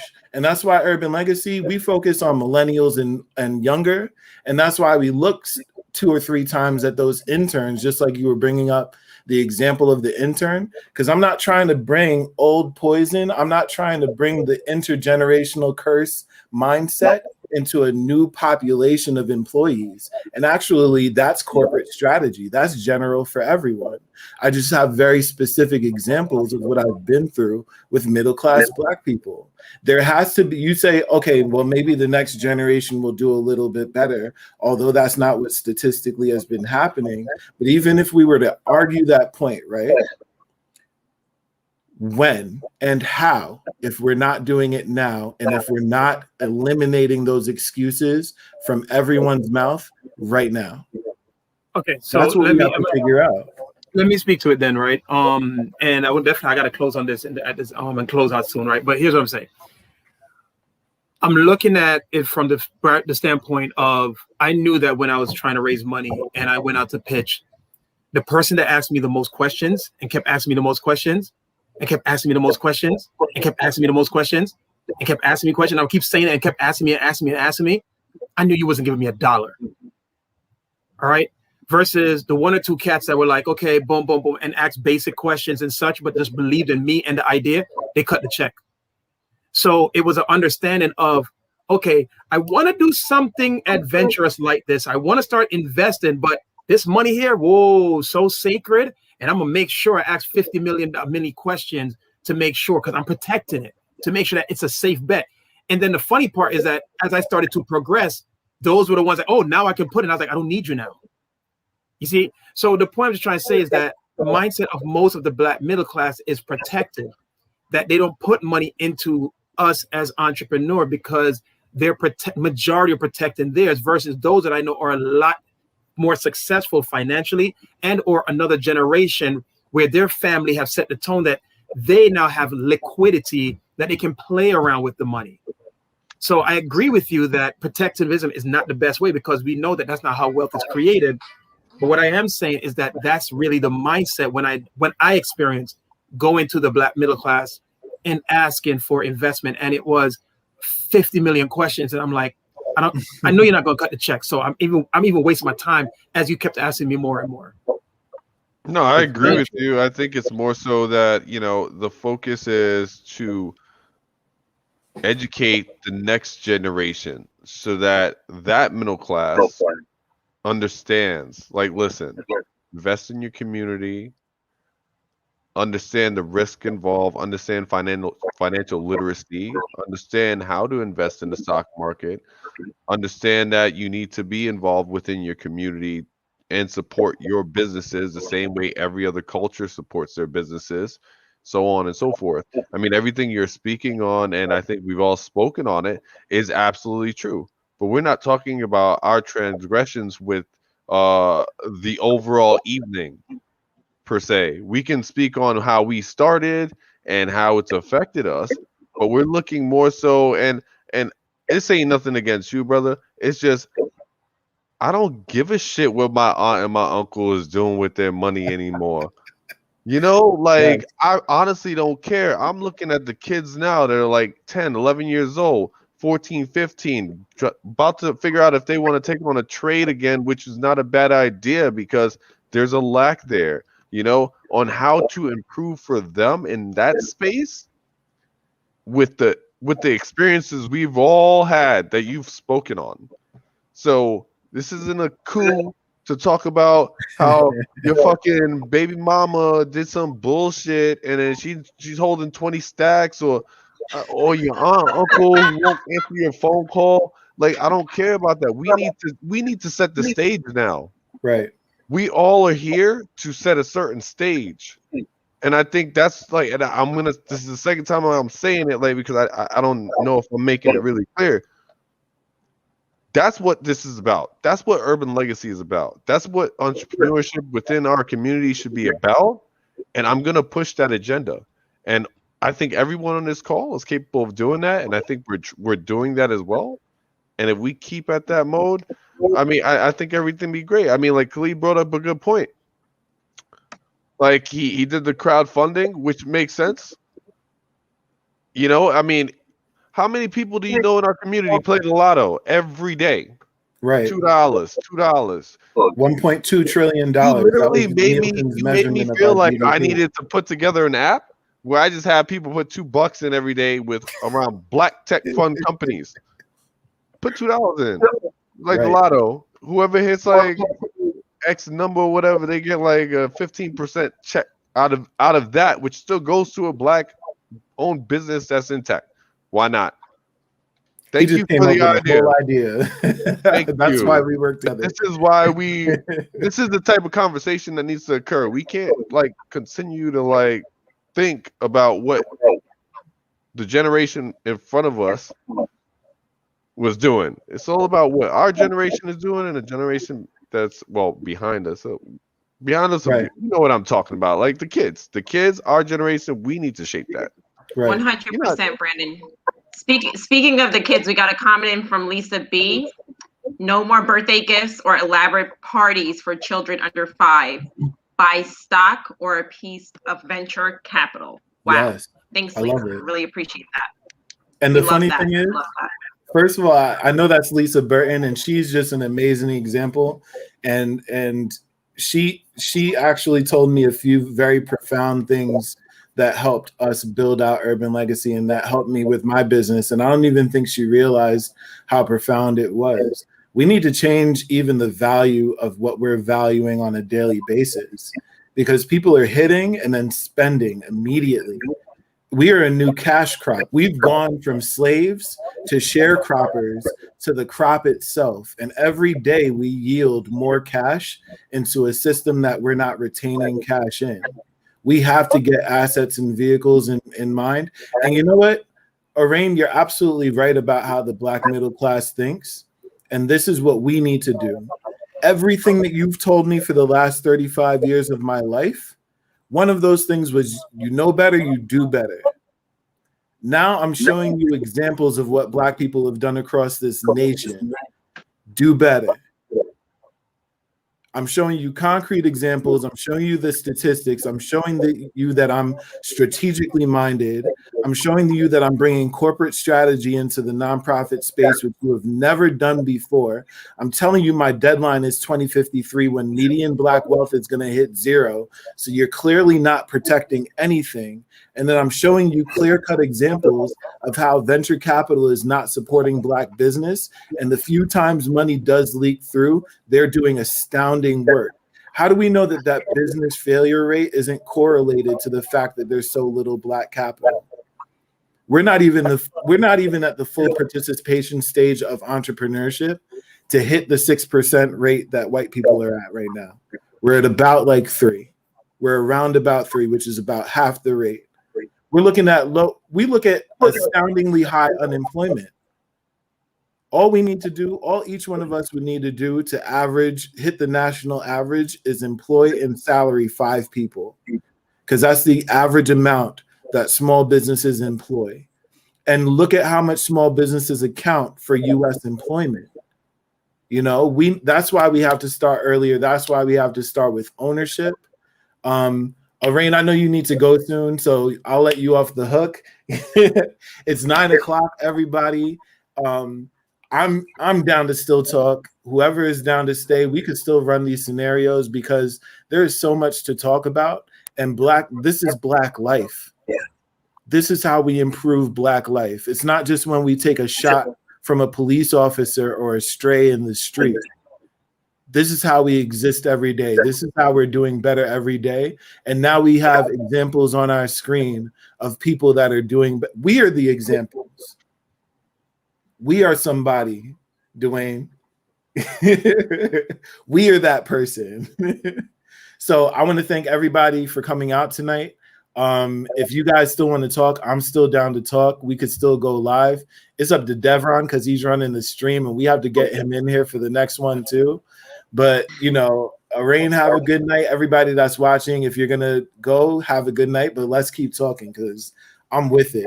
Everyone, thank you again. I'm glad I heard different points of view that challenge my thinking, or at least basically compliment and or challenge, right? And that's the beauty that you're hearing different points of view and such, right? But the one thing that is consistent, the issue is real for us, right? So we just got to come up with ways to find solutions towards them. So that's at least that. So anyway, everyone have a beautiful night, and thank you again for this opportunity. Thank you for your work, Orain. Thank you. All right, Appreciate your time. Awesome. No, it's just so important for us to consider what we're actually going through and every component, because Brandon will say it all the time. It's not just the man. I love that because we got to think about what is it on a daily basis that's barring our success. We have to deal with overcoming our own selves, our own programming. And I've spent the last 10 years of my life, I'll tell everybody in the activism space, I spent the last 10 to 15 years since I got out of the school system relearning everything, because I realized they were only programming me to be their industrial employee. They weren't programming me to own. They weren't programming me to invest. They weren't programming me to start and launch, you know, and they want that because they need all of us as a cash crop. We are only consumers and we have to convert to producers.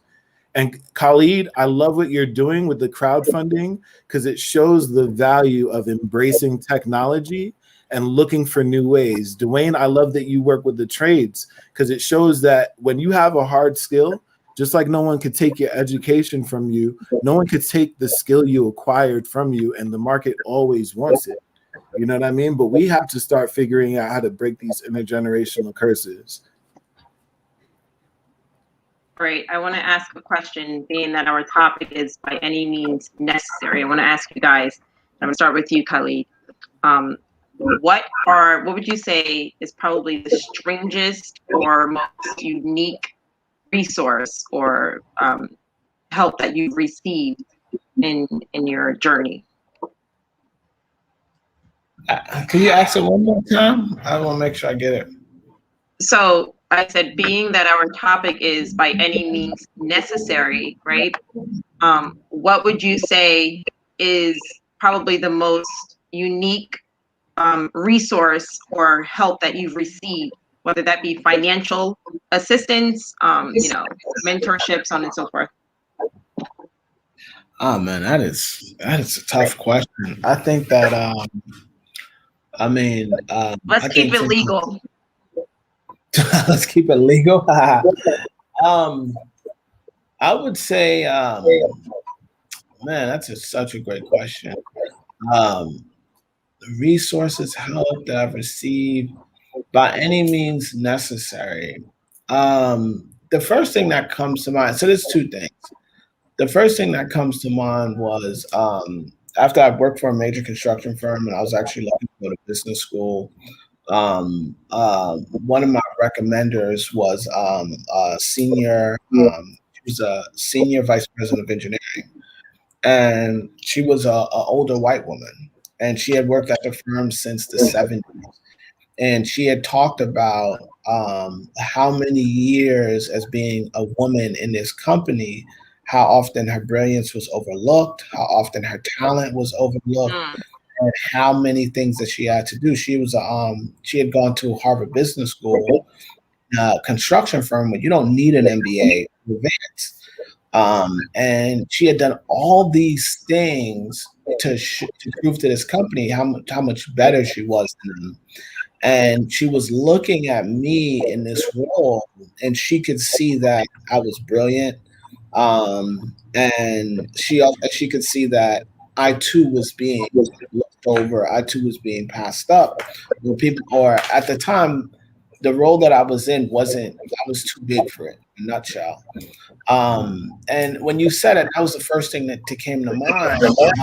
But what I related to her was what it's like being a misfit and how hard you have to go. And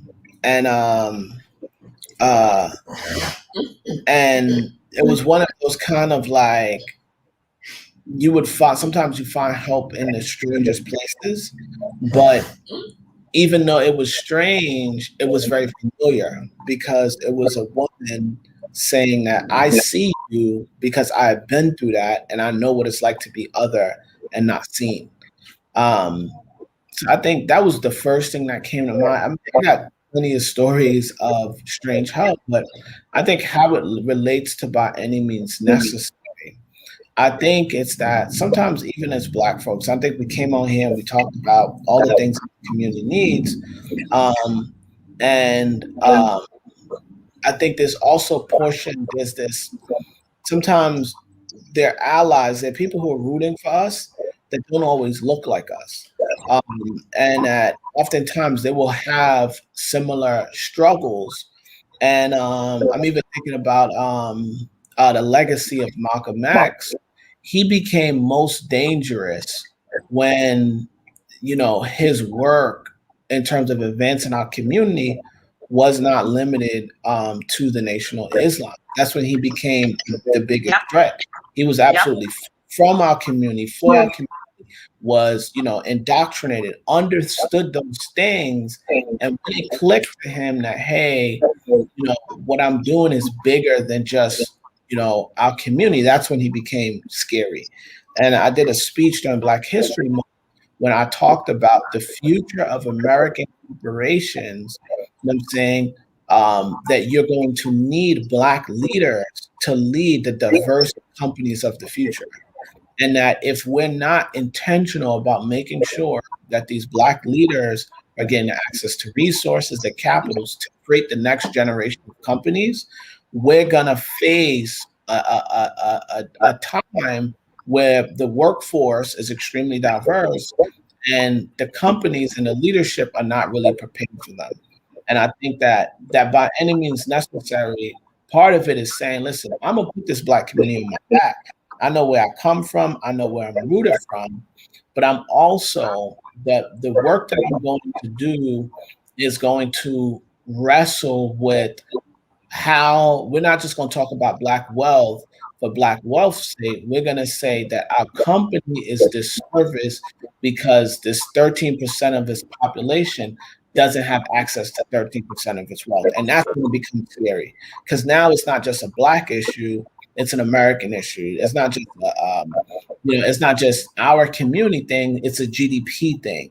And those leaders who can come from our community, you know what we're about, you know what we're rooted for, but then I get in those conversations where our white counterparts can't back off because it's a Black thing and they don't know what to say about it.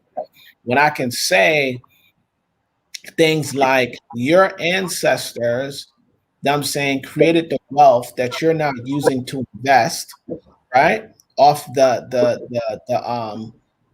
backs of enslaved people, right? And I mean, you should release capital so that they can create wealth for themselves. But I take it a step further. In fact, because of the history of white America and Black America, and rape and the way these families are intertwined, those are actually their ancestors too. The wealth that these are literally children of plantation owners who never got their due, the thing that they were entitled to. So not only do you owe the Black community the access to capital to build their own wealth, you're literally denying some of their own ancestors. You're denying them their inheritance. You know what I'm saying? When you start having conversations like that, it's no longer a Black thing. It's the story of America and how families, these are brothers and sisters when you really think about it, the way families said that one set of children can inherit the wealth that was built off of the other set of children. And that's that conversation, it's what makes America most uncomfortable, but it's a level of truth that is absolutely necessary to have. This is not, wealth in the Black community is not a Black issue. It is an American issue. Yeah. It is a GDP issue. It is an issue of what the cities and citizens of America, what their experience will be like.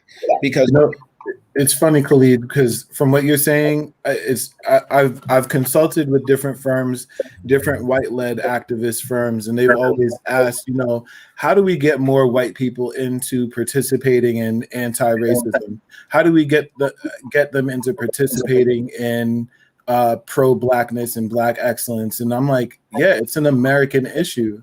These things will affect us first and affect you later. Just like the failure rate of boys in schools, you know what I mean? Just like the inflation of the prison industrial complex is 60% us, but the other 40% is still you.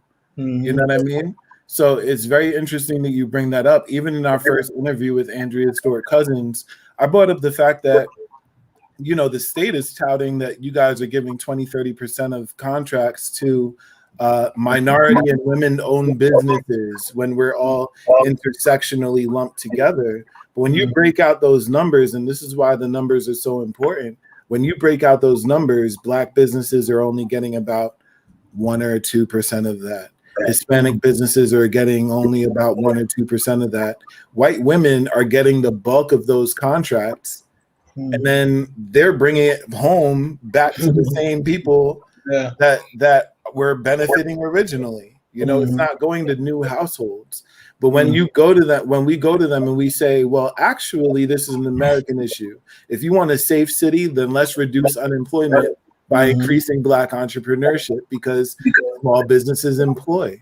When you're looking at your family history, you love to tell how your great grandfather might have been Black or indigenous or something like that on some side of your family, or how you have Black cousins and Black step, all of this extended family.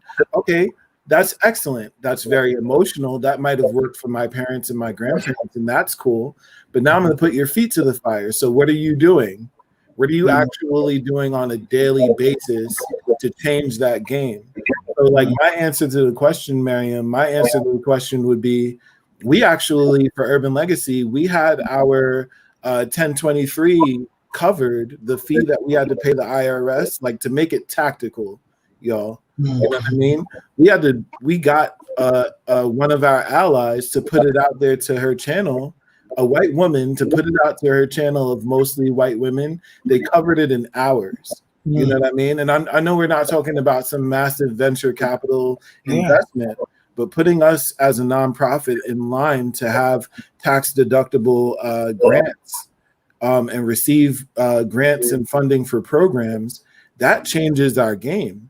And again, I go back to the Black middle class because I was pulling teeth with them for months when my contacts there for months. They covered it in a span of hours, you know, and I was just like, I was incensed because it reminded me, you know, some of us are religious. It reminded me of Christ, where you come to your own first and your own deny you kind of thing. And I was hurt. I was actually hurt. You know, and this isn't some emotional thing. This isn't I didn't have a loss in my family or a breakup, but it was emotional because our startups are our children. The work we do, if we take that work seriously at all, that's our children. That's my child until I have another one. Until my first child would be my second child, actually my third. You know what I mean? Because that's how seriously we have to take the initiatives that we're doing. And, you know, politics makes strange bedfellows.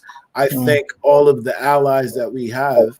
And as militant as I am, and I clearly make sure that I am as much as possible, you know, I also appreciate our allies. They might not be on your team, but that's what an alliance is. You know, you can work together towards common causes. And like you said, Black wealth is an American problem. Dwayne, it reminds me of something that you said earlier. And Khalid, you said it too, actually. I'm giving you an opportunity to solve a problem. I'm giving you an opportunity in the nonprofit space and the social entrepreneurship space. I'm giving you an opportunity to fix your PR and do better, especially when I know exactly what that issue is with the community that you're in. You know, I had a group. I'm going to be general, but I'm going to be as specific as possible. I had a group that we were looking for a grant opportunity from, and we were pulling teeth for months, even after we got a yes from them. And we still didn't get the funding, and then we found out priorities changed. Well, that's very interesting because we've been chasing you down the entire time. All of the information we've been providing, and thank God we have some semblance of an NDA because God knows where that information is now. But the priorities changed, and all of a sudden we don't get the funding. But all that time I've spent that opportunity cost on an opportunity that wouldn't come through. That's why we have to start changing even the onus of how we approach things. And I said, but wait, we're not doing this. This isn't going to line our pockets. Nobody owns a nonprofit. No one might know that, but you don't own a nonprofit. The nonprofit owns itself. So I'm like, this is not to line my pockets. This is literally to fulfill our mission of improving Black wealth. In that scenario, it would have been through a STEM program focused on students, Black opportunity youth, 16 to 24, the group they're targeting. I'm like, I'm giving you an opportunity to, one, get that good PR. And you know I believe in corporate strategy and strategic thinking. So why wouldn't you invest in that opportunity, even through grant dollars to a nonprofit? You know, we have to start changing the whole onus of who we're working with. And I'm not fighting to work with anyone moving forward. My team will tell you, I told my whole team, we are not fighting to allow everyone the privilege of improving Black wealth, which we will. We're not fighting for your approval. We're not fighting for your participation. But to the allies, we thank you in advance, and we thank you for your past work because we need every second of it, and we bring it to fruition strategically.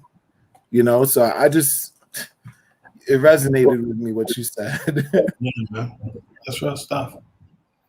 Welcome back, Brandon. Hey, what's up? Yeah, sorry about that. Who was just talking? just now? No, I heard the whole conversation. I had wireless headset, so I was just walking around. I just couldn't have the screen up for a couple All right, minutes. so let's ask this quick question. What would we want our audience to take away from tonight? Dwayne, if we can sum it up, right? Let's keep it on the topic by any means necessary. Right? What do you want our audience to take away from tonight? That's also an interesting one. I'll say number one, that entrepreneurship is hard, but you got to use it to go and get yours. And at the end of the day, there's no other vessel that's going to let you go out and make your way in the world, call your own shots, stake your claim, and do it in the way that you want with the level of creativity that you want. There's nothing else. Almost, I mean, I've never had a job that's going to allow me to do what I want to do. And I always knew I was going to be my own boss. I didn't know exactly the vehicle, the vessel, and I'm still figuring out. Listen, I might start a new business in the next 2 years, 5 years, because the world is changing and the way I see the world is changing, and the problems I want to solve and my understanding of the problems and how they're interconnected evolves. But I don't think that there's anything else that will allow us to repair the harm that's been done other than really and truly entrepreneurship. We have to be able to build our own businesses and hire each other. My dream would be, a whole community full of Black entrepreneurs who are literally like almost like the barter system where we just subcontract each other's services and it's just all business flowing all the time. And I don't need a ton of employees. I can just subcontract you. You can write off your taxes and I can write off my taxes and we can all live the American dream under this little tax code that we got. So my takeaway is that entrepreneurship is hard. I never want to be someone who says it's not for everyone, because I think it could be for everyone if they understood, again, some of the fundamentals of it, but also if they had the passion for it. But sometimes that passion gets beat out of us by all the things that we're told growing up, that, that's not the trajectory. You got to go to college, you got to get a job. Like, we're just not taught to believe that that's a path. And I will just want everyone to challenge and find out what sparks them, and is there a way that they could run a business around that? And again, it doesn't have to be a tomorrow thing that they put in place, but they should start to track and say, how could I do that? And how could I look to collaborate? And who could I partner with? And start to think through what that bigger vision could be, because I don't think we're going to get to economic liberation by working in corporate America. I just don't think that's the way that it's going to happen. The stats that Shane has said, my mentor, George C. Frazier, tells me all the time, they're scary, but they're real. And the path and trajectory that we're on is not sustainable. We all know that. And so it is going to take a huge shift in consciousness for us to reverse the trend. But it requires us believing in ourselves, believing in each other, investing in each other. And I think that's only going to happen through business. Because even if I like Shane, but Shane's working for Google, right? He brings me on as a client, so it's like, as he said, he can make 30% of their sales, but he's bringing that business from his community into the conglomerates, into white America, into their businesses. Even if I want to do business with him, I'm genuinely doing business at large part with, the companies that are not going to pour back into our communities. And so to be an entrepreneur is to someone who takes risks, but someone who sees the bigger picture. And ideally we can use that leverage to invest back into our communities for changing this entire landscape. And so what the takeaway would be, I hope, is that step out on faith, take the risk, be your own boss. The dividends will come. Steve, thank you, Dwayne. Brandon, you want to chime in? Yeah, sure. I mean, Dwayne, that was very well put. Yes, you just summed it up for everyone. Yeah, I mean, pretty hard to follow there. That's pretty hard to follow. Yeah, it's like, yeah, but I mean, something for you guys to all take away from this conversation is a couple things. I mean, clearly there's an issue within our community that we're trying to solve. There's a lack there of education in this space for our community as well. There is reservations with our community in this space as well. Three very big topics that we need to start addressing. And if we don't start addressing it, it's going to become a larger issue. And that's kind of to summarize what we've all been talking about. And on a personal note, outside of that, is you only limit yourself. No one's limiting you. You know, everyone, and I know we've kind of been conditioned in a way to feel like, oh, we can't do this because they give us a structure. As individuals, we have our own structure. And if we paid more attention to it and really were in tune with who we are, that process, entrepreneur or not, is a lot easier. So it definitely helps when you can understand that your structure is not my structure, and vice versa. Um, in order to succeed, and doing well with anything doesn't mean that you have to always succeed. I mean, you need the failures. That's how you learn, you know. And I'm really hoping that the program that we're bringing up, that we've been working on, Shane and I, and the rest of the team, Miriam included, kind of educates the kids to understand that, not to be afraid. Even if their family are not educated in the space, we can bring some type of education, not only to the kids, but for their parents or their families. I mean, that's really what the general consensus is of all of this. And I'm really excited to see this grow more and more. And you brothers, I expect to see you guys around more often as well. I want to partner up and do stuff with you guys as well. Hopefully you feel the same. I'm sure we can collab on a lot of things, and I appreciate everyone's time. Thanks, Brandon. I will say one thing. Sometimes, just to comment on something you said, sometimes we just got to do it afraid, right? And we have to teach our children to do it afraid, in the midst of your fear, to just do it, right? So, Khalid, did I say it right the last time? I want to hear from you. Oh man, my people, I love you guys so much. Yes. I want to thank you for hearing our story, and just taking a moment to sit at the feet of the people who've done it. I think these fellows were so eloquent tonight. I'm not sure exactly how to back them, but I would leave you with this, that absolutely, you got to do it afraid, as you mentioned. You got to get started early. You do live in a society that's gonna count you out if you're Black, if you're a woman. You might have to go get extremely qualified. You might have to go get some extreme qualifiers, and it still may not be enough. You may be smarter than, have more experience, and watch other people get past, but you will know that you have everything to bear. I fundamentally believe that the creation of wealth is a form of activism, that whether you purchase an investment property, you start a small business, you create a technology company, you start investing in stocks, you trade Bitcoin, what have you. As you transition from being a consumer to owning, that you are fundamentally shifting and righting the wrongs that was done by a society that created its wealth on the backs of enslaved people.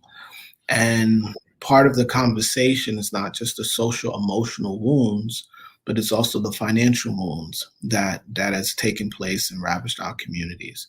If we own the homes, we can affect the property taxes that affect our school systems. If we own the small businesses, we can create jobs for for youth in the afternoon. Have you ever walked into a Chinese store on your block and seen Tarika, that you went to middle school, there with a job? And if you haven't, then the reality is that the businesses in our community are not necessarily supporting us.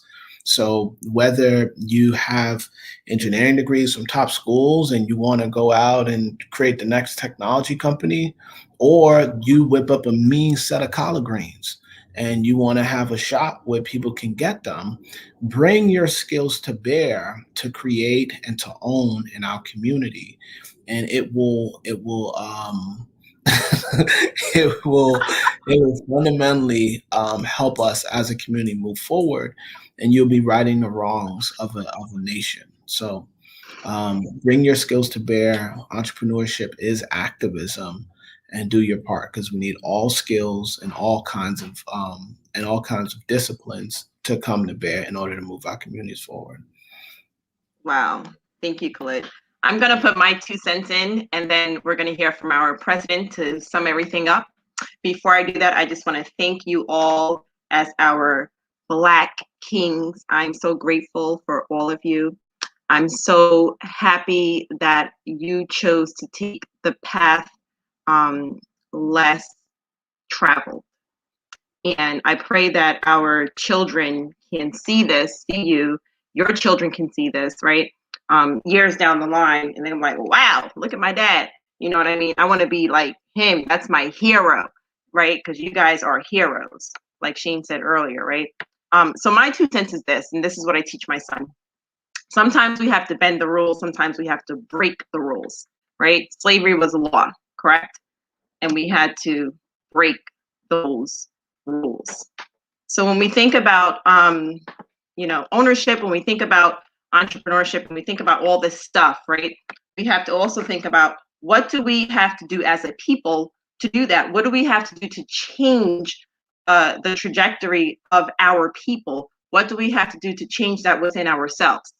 Because it starts here, not with everybody out there, but here, right? So with all that said, I just want to say thank you to our audience. You guys are awesome. Thank you to Devron and our team running the show. President Shane Ocean Loyer, let's do it.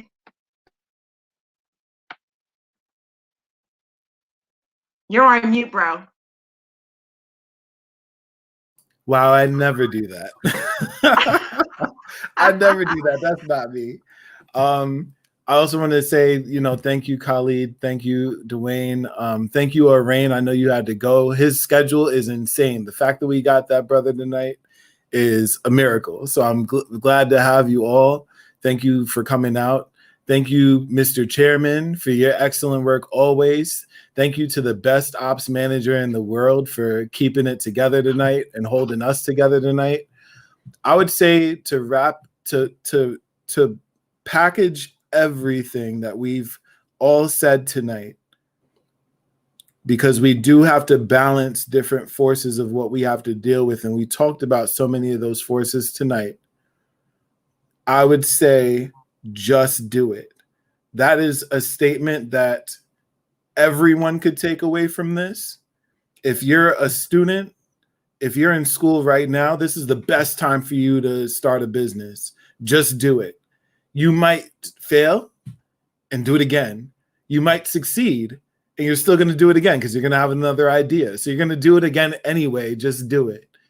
If you're a Black person in the middle class or in power in some way, if you are the leader of the church, a community organization, if you are a homeowner, you're a leader too. If you're a member of the school board, you're a leader too.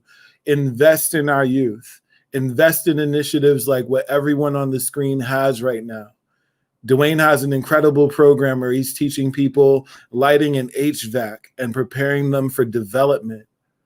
Khalid has an entire app developed, and he's trying to bring like a project management mindset and a management mindset into a controllable field, like next level stuff. And he's doing it through crowdfunding. Like, we have amazing work going on. Arain is training people, as much as he will say that he's training people to become entrepreneurs later in life. He's training people right now to become entrepreneurs and tech ready and ready for the next generation. And Urban Legacy is working on that stem as well. Invest in the work that you see. The examples are there. We exist. We call each other unicorns in our different fields because of how rare it is, but unicorns exist. Just do it. For our allies, just do it. You don't have to wait for tomorrow to figure out how to be a good ally. Every way that you've seen your ancestors devastate our communities with different types of oppression that always evolve for the next era, just look at what they did and undo it in that way. Whatever field you're in, if you're a teacher, Well, you should know the disparities of Black students in education. If you're in healthcare, you should know the disparities between the care that's provided to Black people of the same socioeconomic status. Whatever field, if you're in finance, you know how few venture capital dollars get into the hands of Black entrepreneurs and Black startups. And when we do hit, we hit. So just do it. We've looked at the last 400 years since Jamestown 1619 at consistent devastation. How do you want to be viewed 100 years from now when all of these videos are being looked at by your great-grandchildren and your great-great-grandchildren?